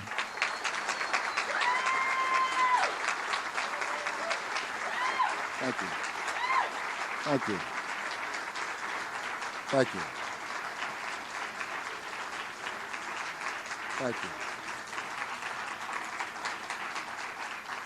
Elected, thank you so much. I want to make sure we get all our speakers. Elected in 2014, Attorney General Cynthia Kaufman took office in January 2015 as Colorado's 38th Attorney General, and since then, she has focused on community outreach, consumer protection, protecting public safety, and Colorado's sovereignty. Last summer, as the state's top official, she promised to enforce the Supreme Court's ruling in favor of marriage freedom and recognized that the people of her state were ready to extend the freedom to marry to their gay and lesbian neighbors. I've been impressed by her desire to strike the right balance and embrace the thoughtful, respectful, and civil debate. Please, again, welcome, Cynthia Kaufman. Thank you, Cynthia. Wonderful words.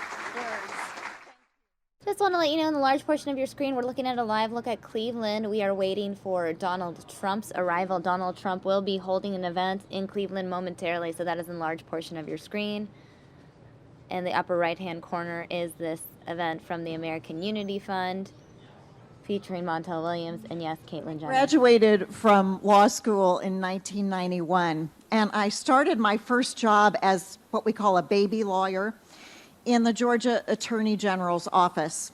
I was so excited to be out of law school, liberated from the constant studying, earning and spending my first paycheck.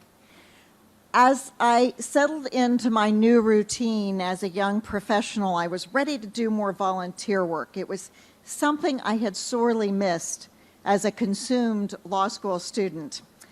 There I was, living in the city of Atlanta, a nerve center of the 1960s civil rights movement, working just a few blocks from the Martin Luther King Jr. Memorial. And I was really wishing that I could have been a part of that pivotal time in our country's history. I found myself asking, what is our generation's equivalent issue? What is our society's next major civil rights movement, and how can I get involved?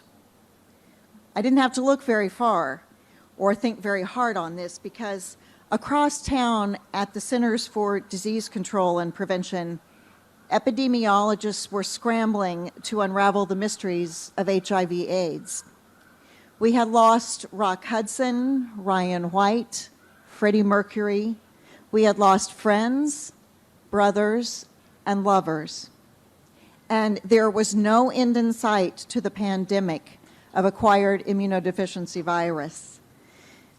My first step was a small one. I signed up to deliver meals for Project Open Hand.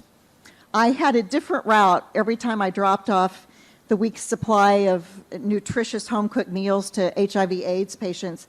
And when I wasn't getting lost around Metro Atlanta, this was in the days before GPS and Google Maps, I was visiting with my clients, learning about their lives, their isolation, and the discrimination that they faced. I had found my cause. And I had come face to face with the next major civil rights issue that I had been seeking. 25 years later, I no longer deliver meals to persons living with HIV/AIDS, as I did for at least a decade, both in Atlanta and then again in Denver in the 1990s when I moved there late in the 1990s. Today, my advocacy looks a little bit different. As Colorado's Attorney General, I find myself at the heart of legal discussions concerning the definition of marriage, the regulation of conversion therapy, the adoption of state religious freedom restriction, that fits, doesn't it? Religious freedom restoration laws, and the struggle against discrimination in employment, housing, and public places.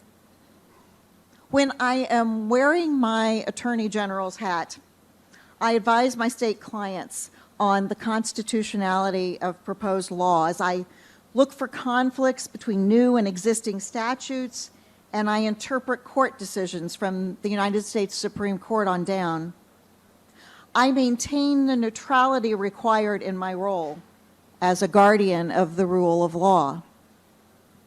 That can differ from my personal beliefs, the ones I hold as a member of the Republican Party, as well as the reaction that I have as a compassionate human being and a loving friend. My final comments this morning are made from those latter perspectives. As a Republican, I confess to you my deep disappointment in a party platform that looks backward rather than moving us toward the future, or frankly, even catching up with the present.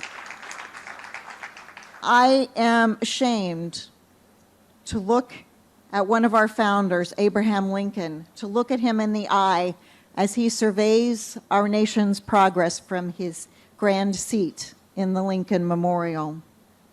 And as a friend, as a caregiver to one of my former clients on that meal delivery route, I sometimes find myself at a loss to explain why my political party does what it does. Today, as we celebrate our gains on behalf of LGBT rights, may we all recommit ourselves to the cause of achieving equality in the eyes of the law, in the positions of our party, in the hearts of our friends and our neighbors. Let us redouble our efforts to fight on in this civil rights movement that we find ourselves still fighting in 2016 until we overcome and reach fully the freedom that all Americans deserve. Thank you so much. Thank you to the American Unity Fund.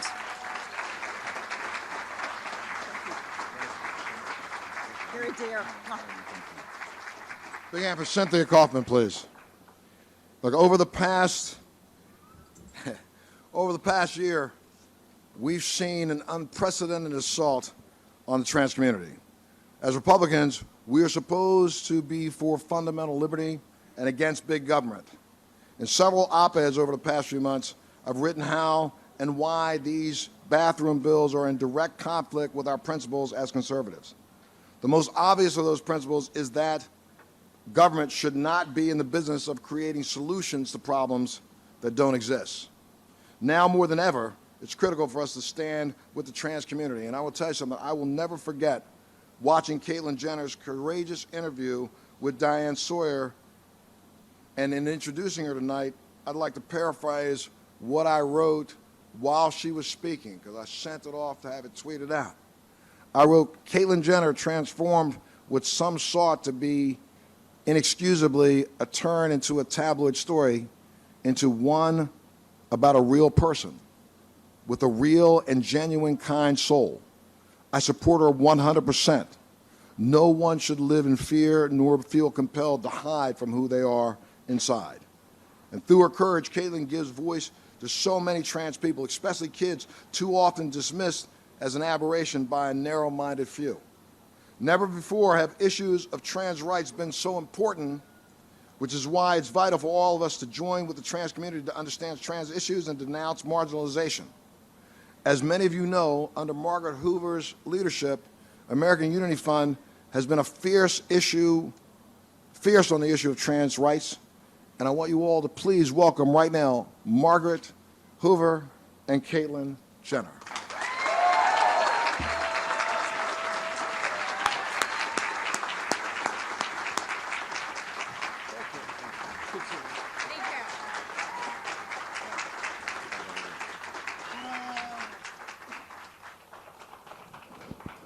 Hello, my fellow Republicans. Yay!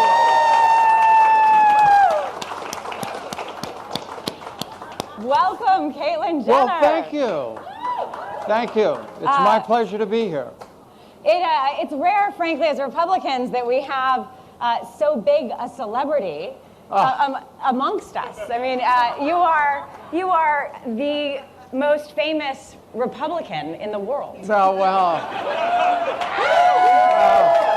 thank you, but they already nominated Donald last night, so I can't get in the running, but I can make a difference.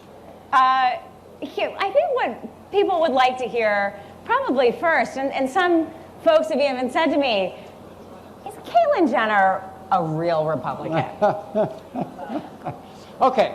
First of all, I will answer that one thing. First of all, I would like to thank the American Unity Fund, Margaret, for giving me this opportunity to come in here. They do wonderful work in this community for the entire LGBT community, and to help the Republicans do a better job when it comes to these issues, and they're doing great work. Everything I'm going to say today is my opinion. I do not speak for the trans community. I speak for myself. I have learned so much over the little over a year that I've been out about this community. But the only place I am an expert is in my own experience. And so what I'll talk today is about my experience, because what I have learned over the last year, that there are so many different experiences out there that trans people go through. And certainly I don't know them all and don't know everybody's experience is different. Now, am I really a Republican? Okay. Because some people would think... My father was in the 5th Ranger Battalion, landed on Omaha Beach. He's buried at Arlington.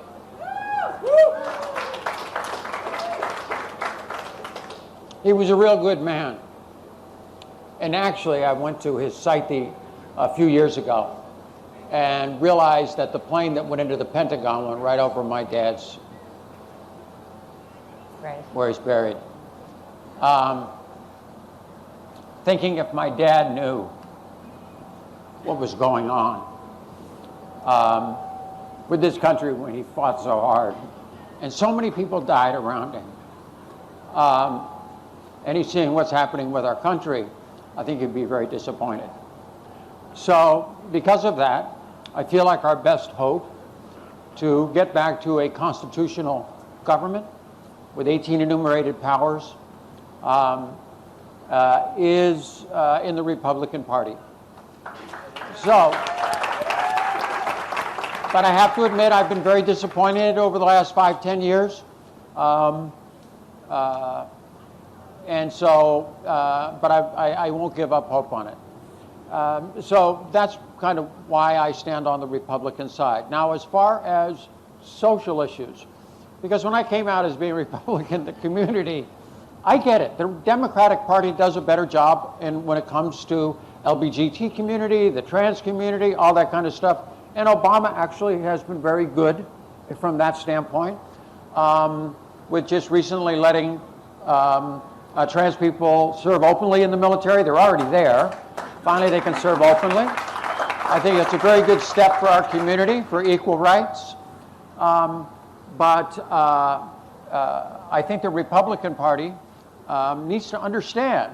They need to know people who are trans. There are actually trans people out in this audience right now that you have no idea that they're trans, okay? Which is a wonderful thing. And so I'm here today, so you, since most people don't know anybody who's trans, get to know somebody.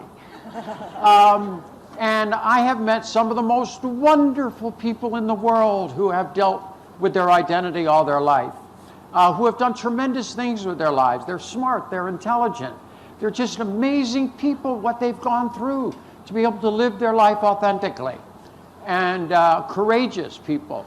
And I think they deserve our respect. So that's why I'm here today. And I want to help the Republican Party in so many ways. There's certain people and certain elements within the Republican Party when it comes to trans and the entire LGBT community. So, I mean, one of the things we know is that you've gotten more sort of pushback and criticism from the media because you self-identify as a Republican. Yes, oh yeah, it was easy to come out as trans. It was harder to come out as a Republican, okay? Yeah. Oh, I did. Yeah. Oh, I did and still do today. I have my beliefs. I've been around a long time, and I want to share. One thing that was really important when I decided to transition and to do this after, at that time, 65 years of struggle, was one that I could make a difference. Live my life authentically, but then also be in a position and with a platform to make a difference in the world. And what a great opportunity at my age to be able to do something like that. And so that was important to me. And so this is part of the process. You know, you're a Republican, which is one hit against you. You're also a person of faith, which is another hit against you if you're dealing with the left-wing media. Can you maybe speak to how your faith informs you and maybe your transition and how you live your life as a transgender woman? Faith has a lot to do with it. Actually, you may not know, Chris and I, back about 6 or 7 years ago, we helped a pastor who was not working at the time start his own church called California Community Church. And Pastor Brad has been a good friend and just wonderful to me. I have always, when I explained myself to like my children, to anybody, I would always use this. I would say, look, okay, this is how it goes. I said, God's up there making little Bruce, okay? And so he's looking down, and he says, okay, what do we do with this one? Well, let's give him, let's make him a good-looking guy. Let's give him good looks. Let's make him intelligent. Give him great drive, great enthusiasm for life, and all this sort of stuff. And, well, let's make him athletic. That's, you know, in fact, with this one, let's make him really athletic, okay? That's cool. So God's handing out all these wonderful qualities. And then he sits back in his chair at the end and he goes, wait a second, look at all these wonderful qualities. Everybody's got their stuff, you know. They got to have something to deal with in life. And God chuckles a little bit and goes, let's give this one the soul of a female and let's see how he does. Whoosh, little Bruce goes out into the world, and that's what I've dealt with my whole life. So, and being in church and being around and always having that kind of in the back of my head, like, and I think pretty much every trans, I'm not speaking for everybody, but so many trans people have the same feeling. Why me? Why did God do this? Why is my identity and my gender in my head 24 hours a day, 365 days out of the year, and I can't get rid of it? I've been in therapy for it. I've asked doctors who specialize in this, is there a cure? And they go, no, it's just kind of how you deal with it. So for me, faith played a big part. As I sat in church, I always wondered, in God's eyes, how does he see me? How am I doing with this issue? When talking to all my children and telling them in that little story, I knew at the end, after I had talked to all my kids, the next one I had to talk to was good old Pastor Brad. And I invite him over. He had no idea, but for about 2 years, I had been destroyed in the tabloids.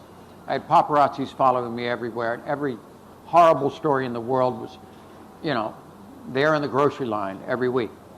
And so I invited Pastor Brad over, and we sat down and we started talking about faith and my feelings and everything that had been going on. And kind of that night, after he told me that God still loves me no matter who I am, I said to myself, you know what? Maybe this is the reason God put me on this earth, to tell my story. At this point in my life, I've done so much as Bruce, as a person. I have had 10 children. I have loving kids. I raised every one of them. They're all up and out, and I'm all here all by myself. My kids are all gone. And maybe at this point in my life, and at this point in society, because I thought I would transition back in the 80s. I went 6 years and I was just really struggling. I thought I would transition then, but I couldn't go through it. I got to 39 and I just could not go any far. As I say, it wasn't time. But maybe now, number one, to live my life authentically. And number two, in God's eyes, maybe he thinks I can make a difference in the world. And so that was the thing that really kind of inspired me to take that next step, that you know what? I'm going to be okay. I can handle pretty much anything you throw at me, I'm very confident in myself. But what about this community? There's so many issues that are out there that we need to talk about, to bring equality to.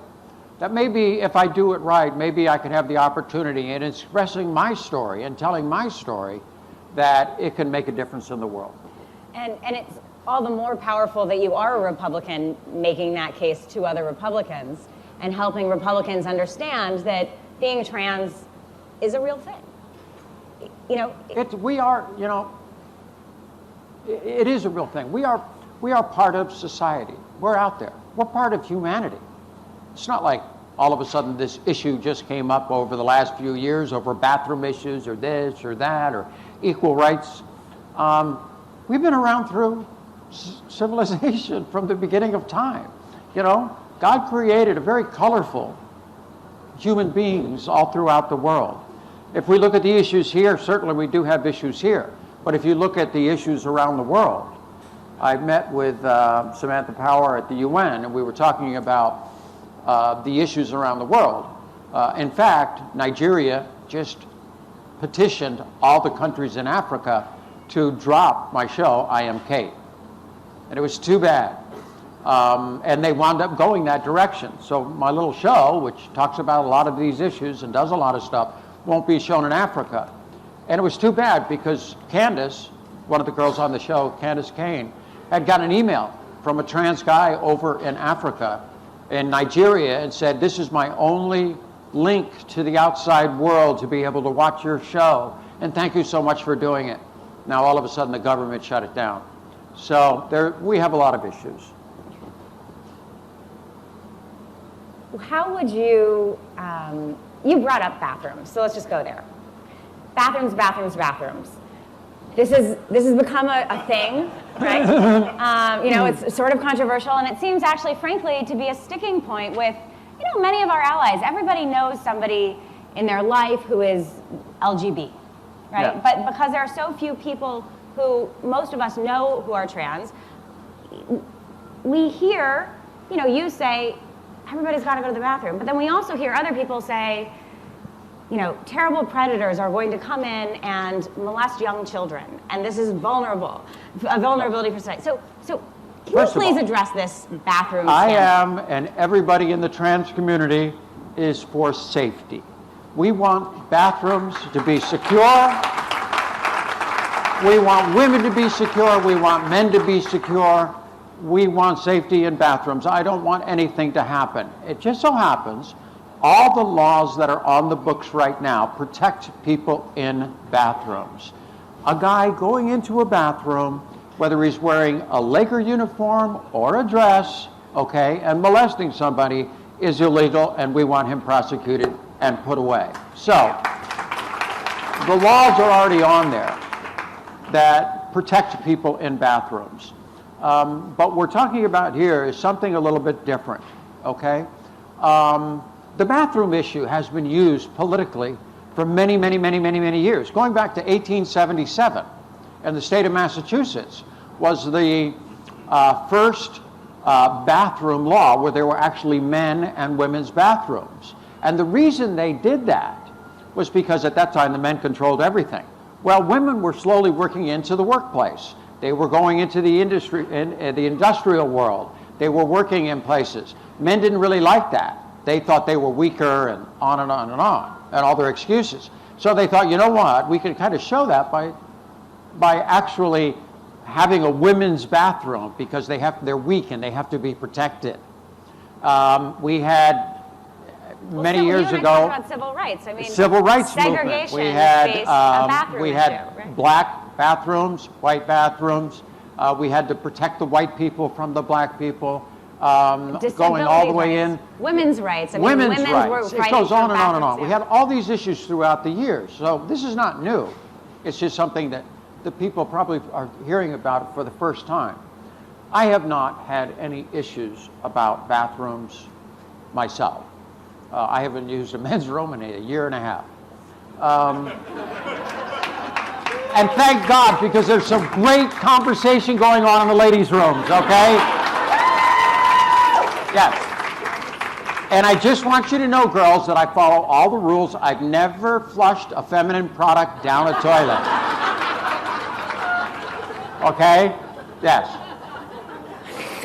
But this issue is not about me, it's about the kids. Because of our society today, kids are coming out much younger. Like when I was young, I don't even know if there was a word transgender. I just didn't even know why I felt this way. Today, with so much information out there, the internet, kids at a much younger age are starting to be able to self-identify. So there's more and more of them. But the bigger problem is we have a terrible suicide rate of young year. 4 children who all attempted suicide. Now, why did they do this? Bullying is the biggest problem. Not fitting in, suffering from tremendous depression, okay? They get bullied in school. Now we have the internet out there. Online bullying is overtaking the impact of actually personally in school being bullied. Now they're being bullied internationally. So you have all these things that are affecting them. And now you're telling me that the state of North Carolina is going to come in and bully you too and say, you can't live your authentic life and you have to go in this other bathroom.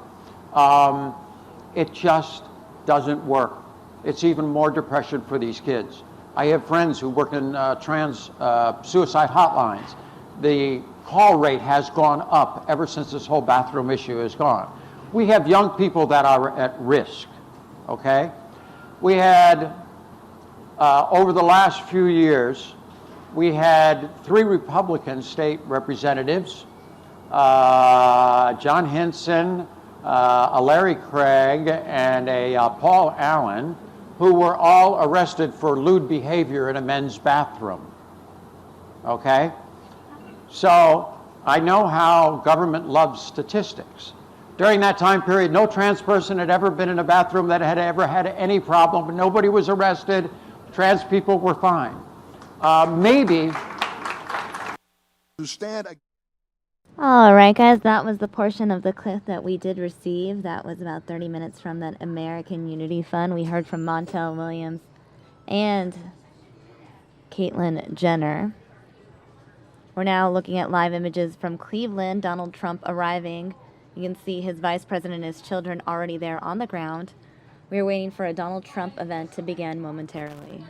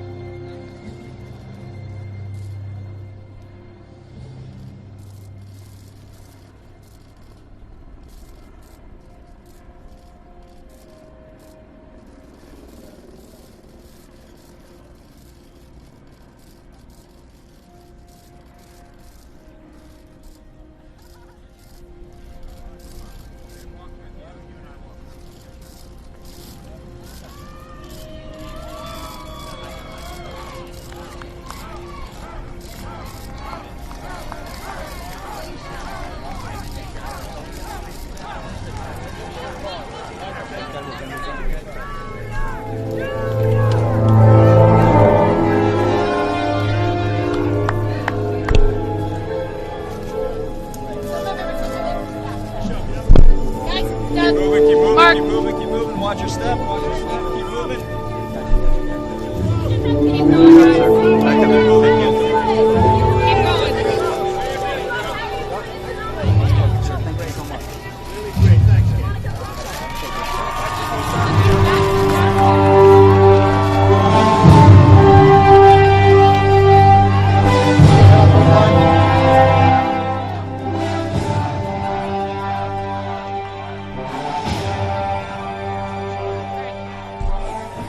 Thank you, everybody. This is really an honor. And we're going to win Ohio, right? Come here, Mike. We're going to win Ohio. We're going to win it all. We're going to make America great again. That's what we want to do. But the last time I got accused of speaking a little bit long, so this time we're going to speak a lot short.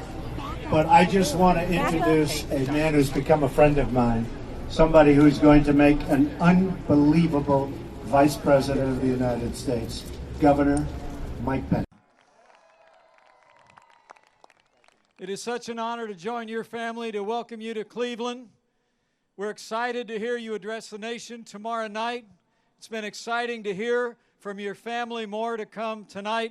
And I'm convinced what begins in Cleveland will end in the White House. Thank you, and God bless you, and welcome to Cleveland.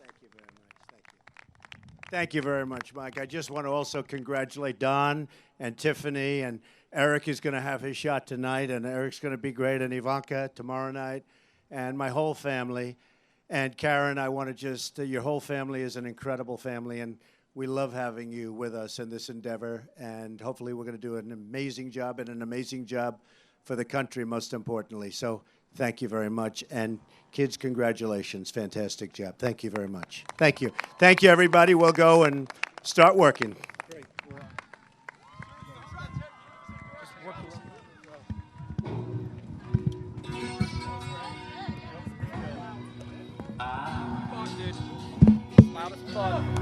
Want you back again. I want your love again. I know you find it hard to reason with me, but this time it's different.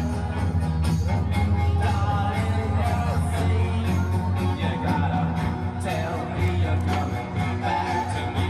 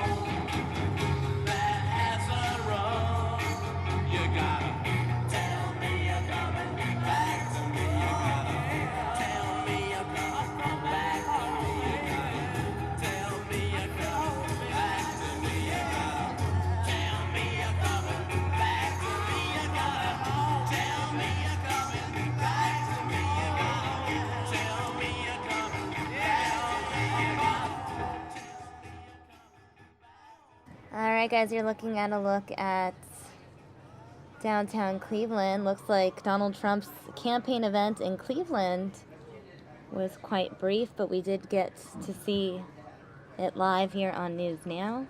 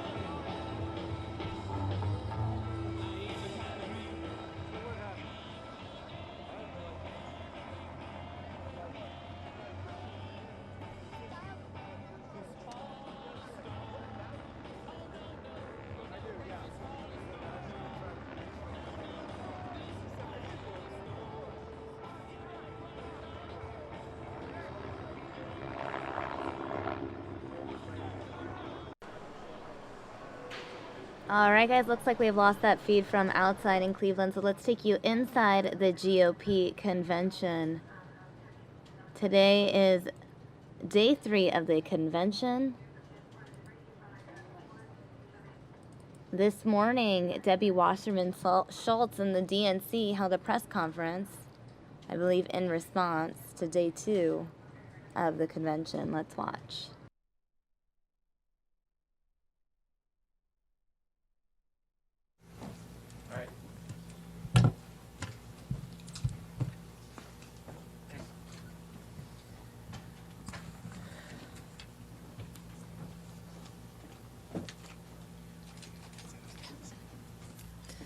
Good morning. After the first 2 days here in Cleveland, the themes of the Republican convention are now crystal clear. Attack, lie, and distract. They've settled on this strategy because they have nowhere else to go. One, because the Republican Party is deeply ambivalent about their party's nominee for president. We've never seen a convention where so many speakers barely mention the name of their candidate. Two, because on a night that was supposed to be about making America work again, there was barely a mention from any speaker of specific plans to create jobs and increase incomes. It's crystal clear that Trump literally has no plan to grow our economy and put Americans to work, and no plan to bring Americans together. And tonight we're certain to hear more offensive rhetoric because Trump's divisiveness and bigoted policy proposals seem endless and spare very few. So this morning, we'll share a few shameful examples. Trump has called women fat pigs and disgusting.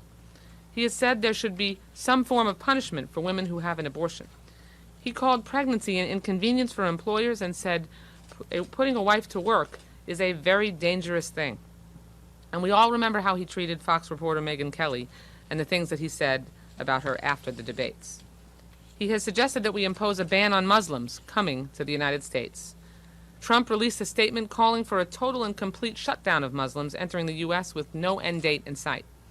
He also suggested creating a database to track American Muslims, and recently said that no, he is not softening his stance at all.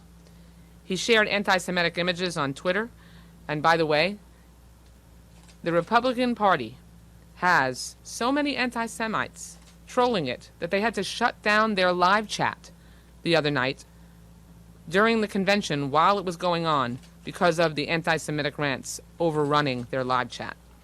And Donald Trump mocked a New York Times reporter with a disability. He opposes same-sex marriage, supports religious freedom laws that allow discrimination against LGBT people, and he selected the most extreme anti-LGBT vice presidential candidate in modern history with Governor Pence. Bullying and demeaning people is no way to run a country, but that's exactly what Donald Trump aims to do. And with that, I am thrilled to be joined by our hometown Congresswoman here, my friend, the former chair of the Congressional Black Caucus, Marcia Fudge. Thank you. You're welcome. Thank you very much, and thank you for being here. I was really excited about the fact that the Republicans were coming to Cleveland. I thought it would be great for our city, and it is. I thought that this was an opportunity to showcase who we are as a people, and it is, because you see how we have conducted ourselves as opposed to how they have conducted themselves. We are better than Donald Trump's rhetoric. If I look at that hall every day, I would think we must be in two Americas, one black, one white. There is no diversity. There is nothing going on in that hall that represents me, that represents the people I represent. You would believe that there really are two Americas, one rich, one poor. You would not know that all of us want the same thing.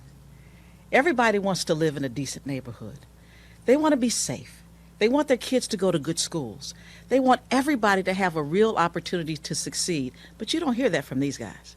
All you hear is hate. They still believe the president is a Muslim.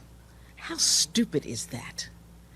They still believe that this country is going down because the president of the United States doesn't do what they want him to do. These are people, in my opinion, who have tainted the entire image of the United States of America. I'm here today with my colleagues because I want to say to you, I trust the only patriot in this race, the person who cares about this country, that doesn't want to divide but wants to bring us together. I don't support bigots, and that is what Donald Trump is. And I will never, as long as I draw breath on this earth, believe that a person like Donald Trump can be the president of the United States. With that, I would give you our chairman, Javier Becerra. Well, Marcia, thank you very much. And, it's great to be in Cleveland with you. You're right. Great weather, great people, but a really angry, really bitter people who are speaking. And a really nasty way to tell the people how we're going to come together as one, as the United States of America. To our chairwoman, Debbie Wasserman Schultz, and a colleague in Congress, we thank her for all the work that she's been doing. We know you've been here many times. We know you've been through so many parts of our country so many times.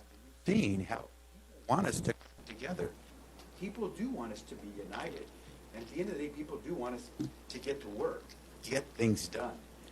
But you take a look at what's being said at this convention, and you got to wonder who's going to do it and who are they going to do it for? I got to tell you, I have to agree with Congresswoman Marcia Fudge. I get the sense that this convention really doesn't have doors open to everyone in America, which is kind of scary because there was a time when my father would tell us as a young man he was not welcome to walk through every door in America. The signs outside those restaurants would say no dogs or Mexicans allowed. And so my father, a U.S. citizen, could not walk through the doors of a restaurant. Well, today, because he did what all of us want to do, he married, he and his wife, my mother, worked hard. They played by the rules. They finally got to buy a home. They sent their kids to college, first to go to college. Then they were able to retire in dignity. And guess what? That same man who at a young age could not walk through the doors of a restaurant got to walk through the doors of the White House to take a photograph with the President of the United States. That's a welcoming America. That's the America I believe we're going to hear about next week when we nominate Hillary Rodham Clinton to be President of the United States. But I must tell you, when I hear that the nominee for one of the great parties in America says that a man who gets himself educated, born and raised in Indiana, cannot, after becoming a successful lawyer and then getting the votes in the U.S. Senate to become a U.S. federal judge, cannot rule impartially on behalf of the American people because of his ancestry, because he has Mexican ancestry. When Donald Trump said that about Judge Gonzalo Curiel, I had to wonder, are we going back to those days where my dad could not walk through the doors of a restaurant? That's not the America that we want to see. The speeches that we're hearing don't bring us together, and we certainly can't talk about being a United States of America the more we see that. So I think we're here to say this.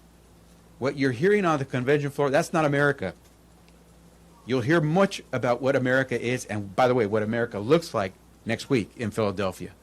But we're going to be here because there are a whole bunch of Americans who have to walk through a whole bunch of doors. They want to have that first chance to go to college. They want to have that first chance to be professionals.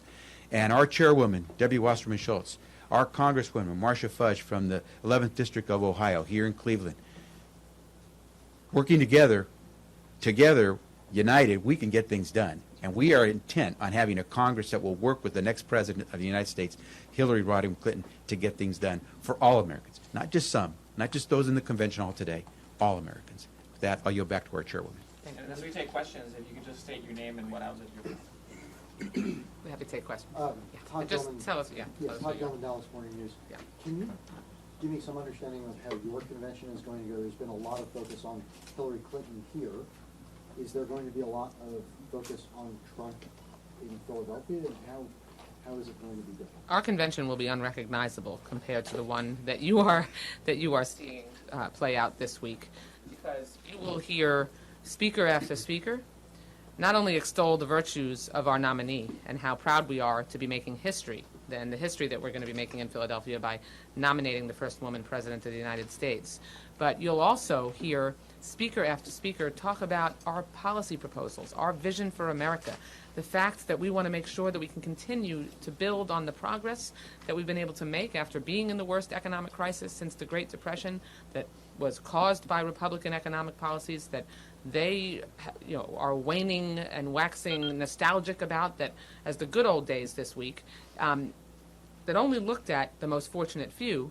And you'll hear from our stage that an acknowledgement that people across America may not be feeling like they're standing on the firmest ground, but that we've had 76 months of job growth, that we've added 14.8 million jobs, that 20 million people now have health insurance that didn't before, that we've reduced our deficit, that the auto industry is roaring like it never has before, and after we rescued it when Republicans would have let it go down the tubes. You'll hear tremendous, broad-based, positive messaging, policy proposals, extolling the virtues of our candidate, and yes, drawing a dramatic and significant contrast with Donald Trump because it's there. Let me just add this. What you're going to hear, though, you're going to hear from people who believe in the promise of America. You're going to hear from people at our convention who understand that this is already the greatest nation in the world.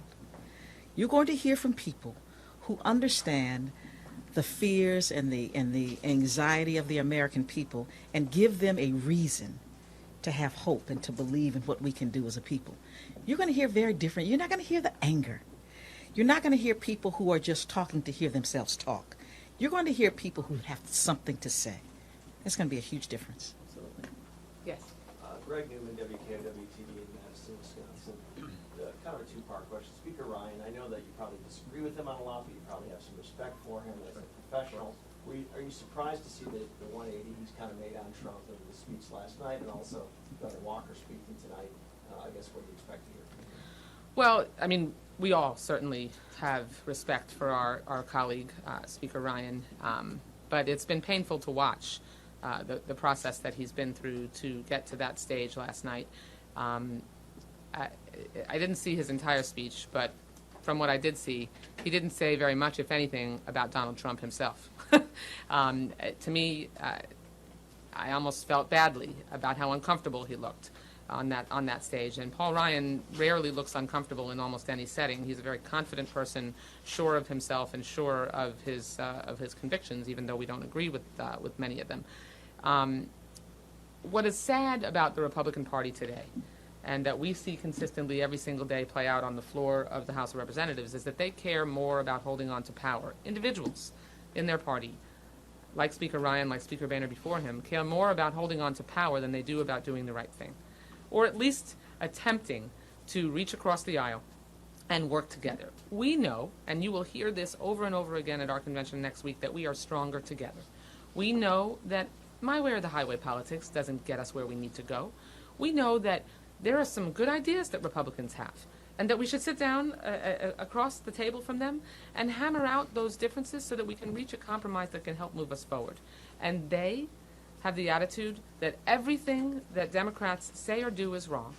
And you can point back to what Mitch McConnell said after President Obama was elected, that he was going to make sure, his number one priority at the time was to make sure that Barack Obama was a one-term president. I mean, for the majority leader at the time, minority leader of the United States Senate, to say that that was his number one priority tells you all you need to know about the Republicans' priorities. Can I add one thing Yeah, on there? of course.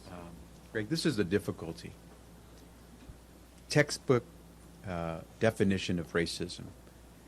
Those were the words that Speaker Paul Ryan used to describe what Donald Trump said about Judge Gurriel.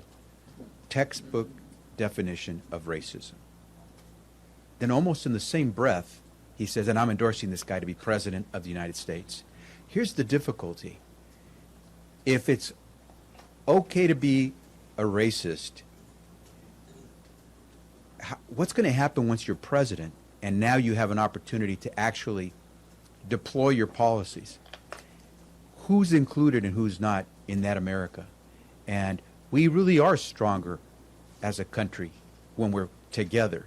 And that's why we believe with Hillary Clinton, we'll bring everyone in.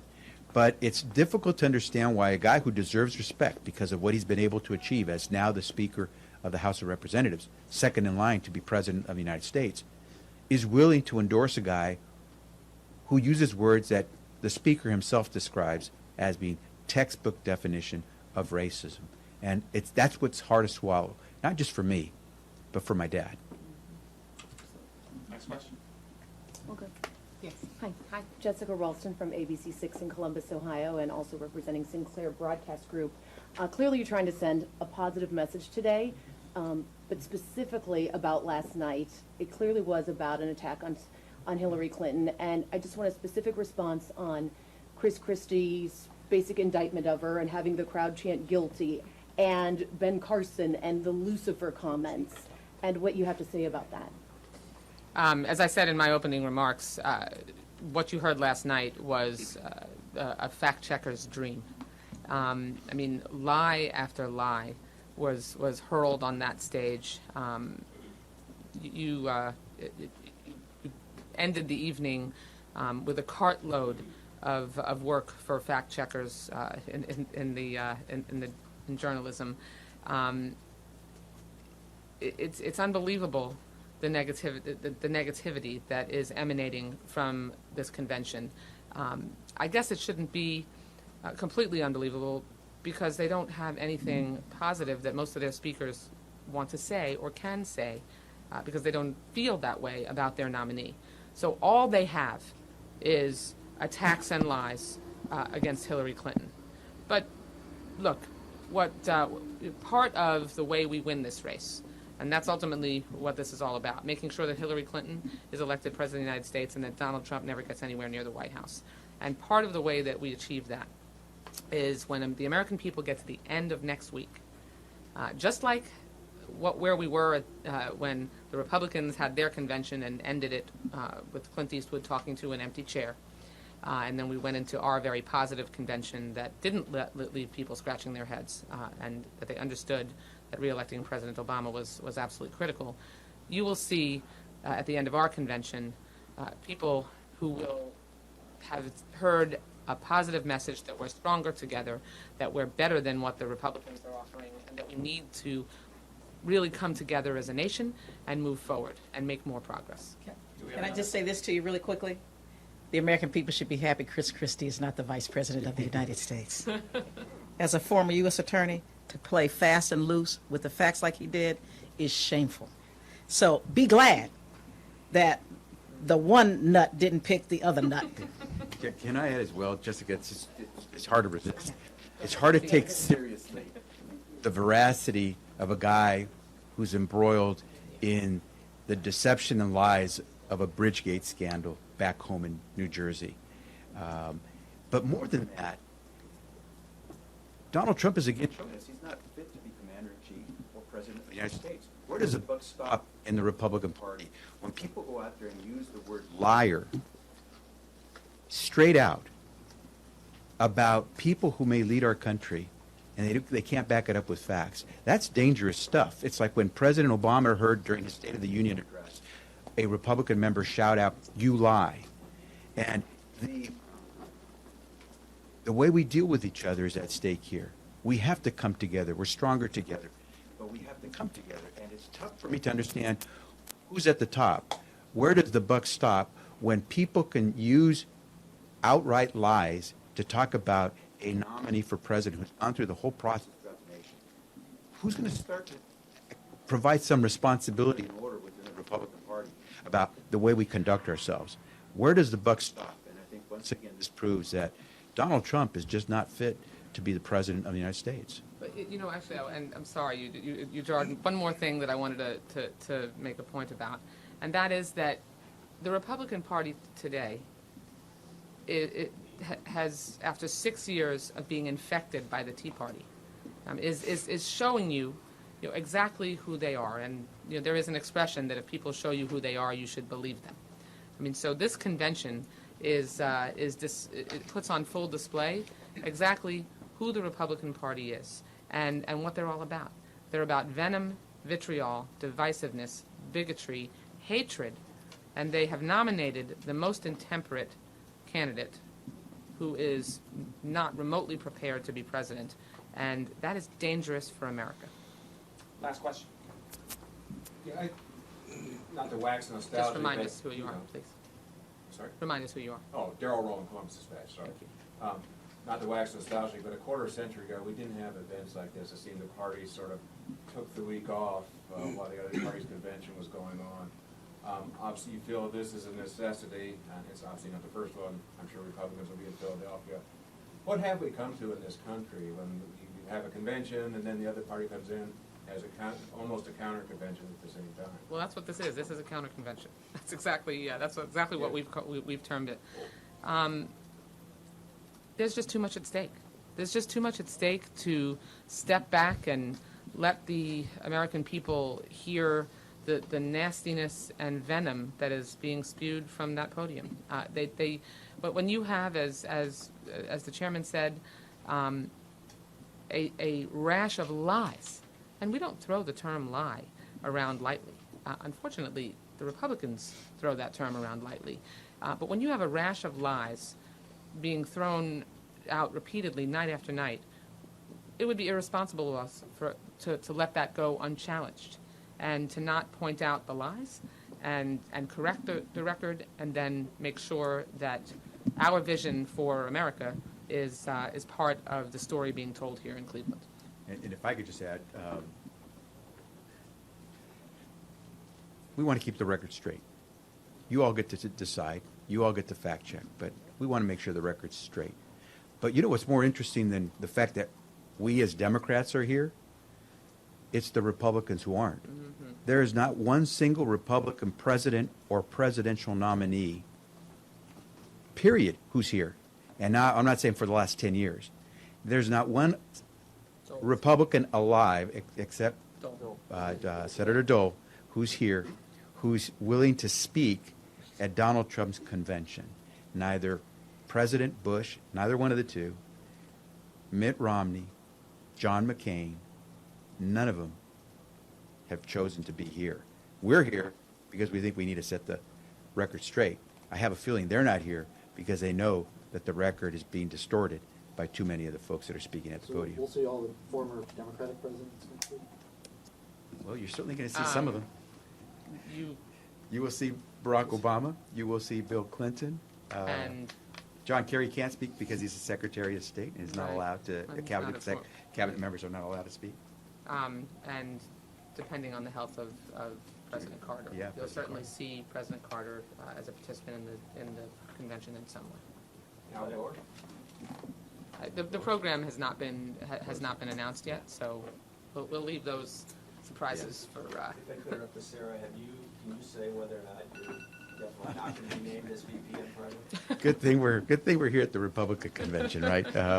I think it's become pretty clear that the Secretary has a great group to choose from. My sense is that she's getting closer to her decision, but that really is for her to say. And what I can tell you is I'm here today because I think we have a great candidate. We want to set the record straight for her, but she'll make a great decision, and I think in short order. Great. Thank you very much, everyone. Thank Thank you all you. very much. I gotta get that mic.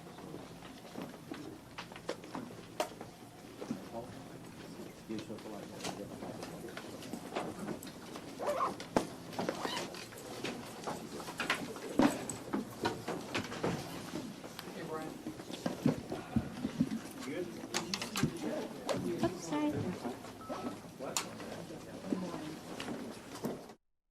All right, guys, we're going to be wrapping up the morning edition of News Now at 12 o'clock, so just a few minutes away. But before we wrap up, I want to go ahead and play for you one more clip from last night's GOP convention in case you guys missed it.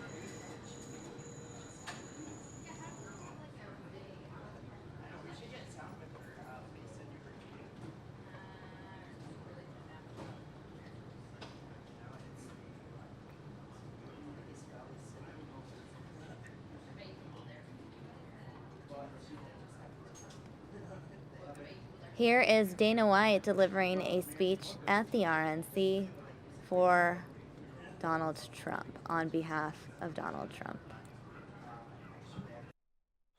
What's up, GOP? Good evening, everyone. My name is Dana White. I am the president of the Ultimate Fighting Championship. Thank you. I'm sure most of you are wondering, what are you doing here? I am not a politician. I am a fight promoter, but I was blown away and honored to be invited here tonight. And I wanted to show up and tell you about my friend, Donald Trump, the Donald Trump that I know. In 2001, my partners and I bought the UFC, and it was basically considered a blood sport. State Athletic Commission didn't support us. Arenas around the world refused to host our events. Nobody took us seriously. Nobody, except Donald Trump. Donald was the first guy that recognized the potential that we saw in the UFC and encouraged us to build our business. He hosted our first two events at his venue. He dealt with us personally. He got in the trenches with us, and he made a deal that worked for everyone. On top of that, he showed up for the fight on Saturday night and sat in the front row. Yeah. He's that guy. He shows up. Donald championed the UFC before it was popular, before it grew into a successful business, and I will always be grateful, so grateful to him for standing with with us in those early days. So tonight, I stand with Donald Trump. Let me tell you three things that I respect about this man. First, Donald has great business instincts. He supports businesses of all sizes. He'll make it possible for them to grow and succeed, which is the backbone of a strong economy. Second, Donald is a hard worker. This guy's gonna get up there, he's gonna roll up his sleeves. He will work with people, and he will put in the time to get things done. Third, for over 15 years, Donald Trump has been a loyal and supportive friend. And I know that if I needed Donald, he would be there for me, just like he was when I first met him. He's one of these guys that sometimes he'll pick up the phone and he'll call me and say, hey, good luck with the fights tonight. I'm gonna be watching, or whatever it is that we might have going on. and he always reaches out to me when something has happened in my career. Back in 2011, we signed this huge network television deal with Fox, and they did a big write-up in the New York Times. Donald took that paper and he wrote on the front and said, "Congratulations, Dana, I always knew you were going to do it." Just for the record, Donald has nothing to do with my business. We're not in business together. His interest in me and my business are personal. And in my opinion, you can really tell a person's true character when they're happy for somebody else's success, okay? And I think that sense of loyalty and commitment will translate into how he will run this country. And let's be honest, folks, we need somebody who believes in this country, we need somebody who's proud of this country, and who will fight for this country. Let me tell you something. I've been in the fight business my whole life. I know fighters. Ladies and gentlemen, Donald Trump is a fighter, and I know he will fight for this country. Thank you very much. Have a great evening.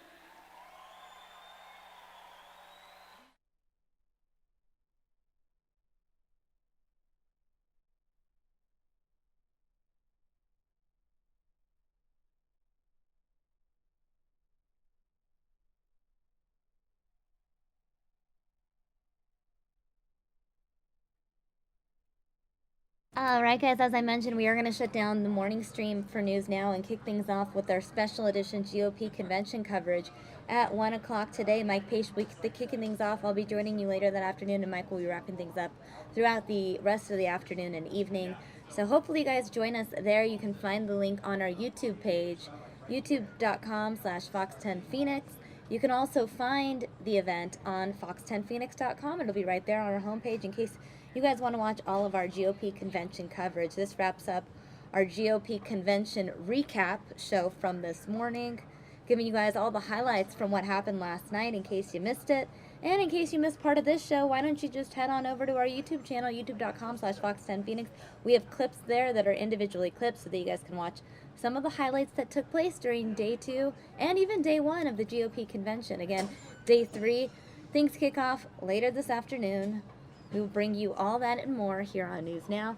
And before I go, for those of you who are local here in Arizona, I feel it's only right to give you guys a quick look at our weather graphic because we've been having some strange weather as of late. Looks like our weather computer right now is showing the radar north of the valley, specifically in the Prescott-Payson, Lake Havasu area. Needless to say, monsoon 2016 is here. It is officially time for me to sign off. Again, we appreciate all of you viewers that tune into us on a regular basis, and those of you who are just joining us for GOP convention coverage, we appreciate you as well. You can find us on our YouTube channel, youtube.com/Fox10Phoenix. You can hit that subscribe button. It is officially 12 o'clock, so I'm going to wrap things up, and Mike will be joining you guys again in exactly 1 hour. Make sure to join us. We'll see you then.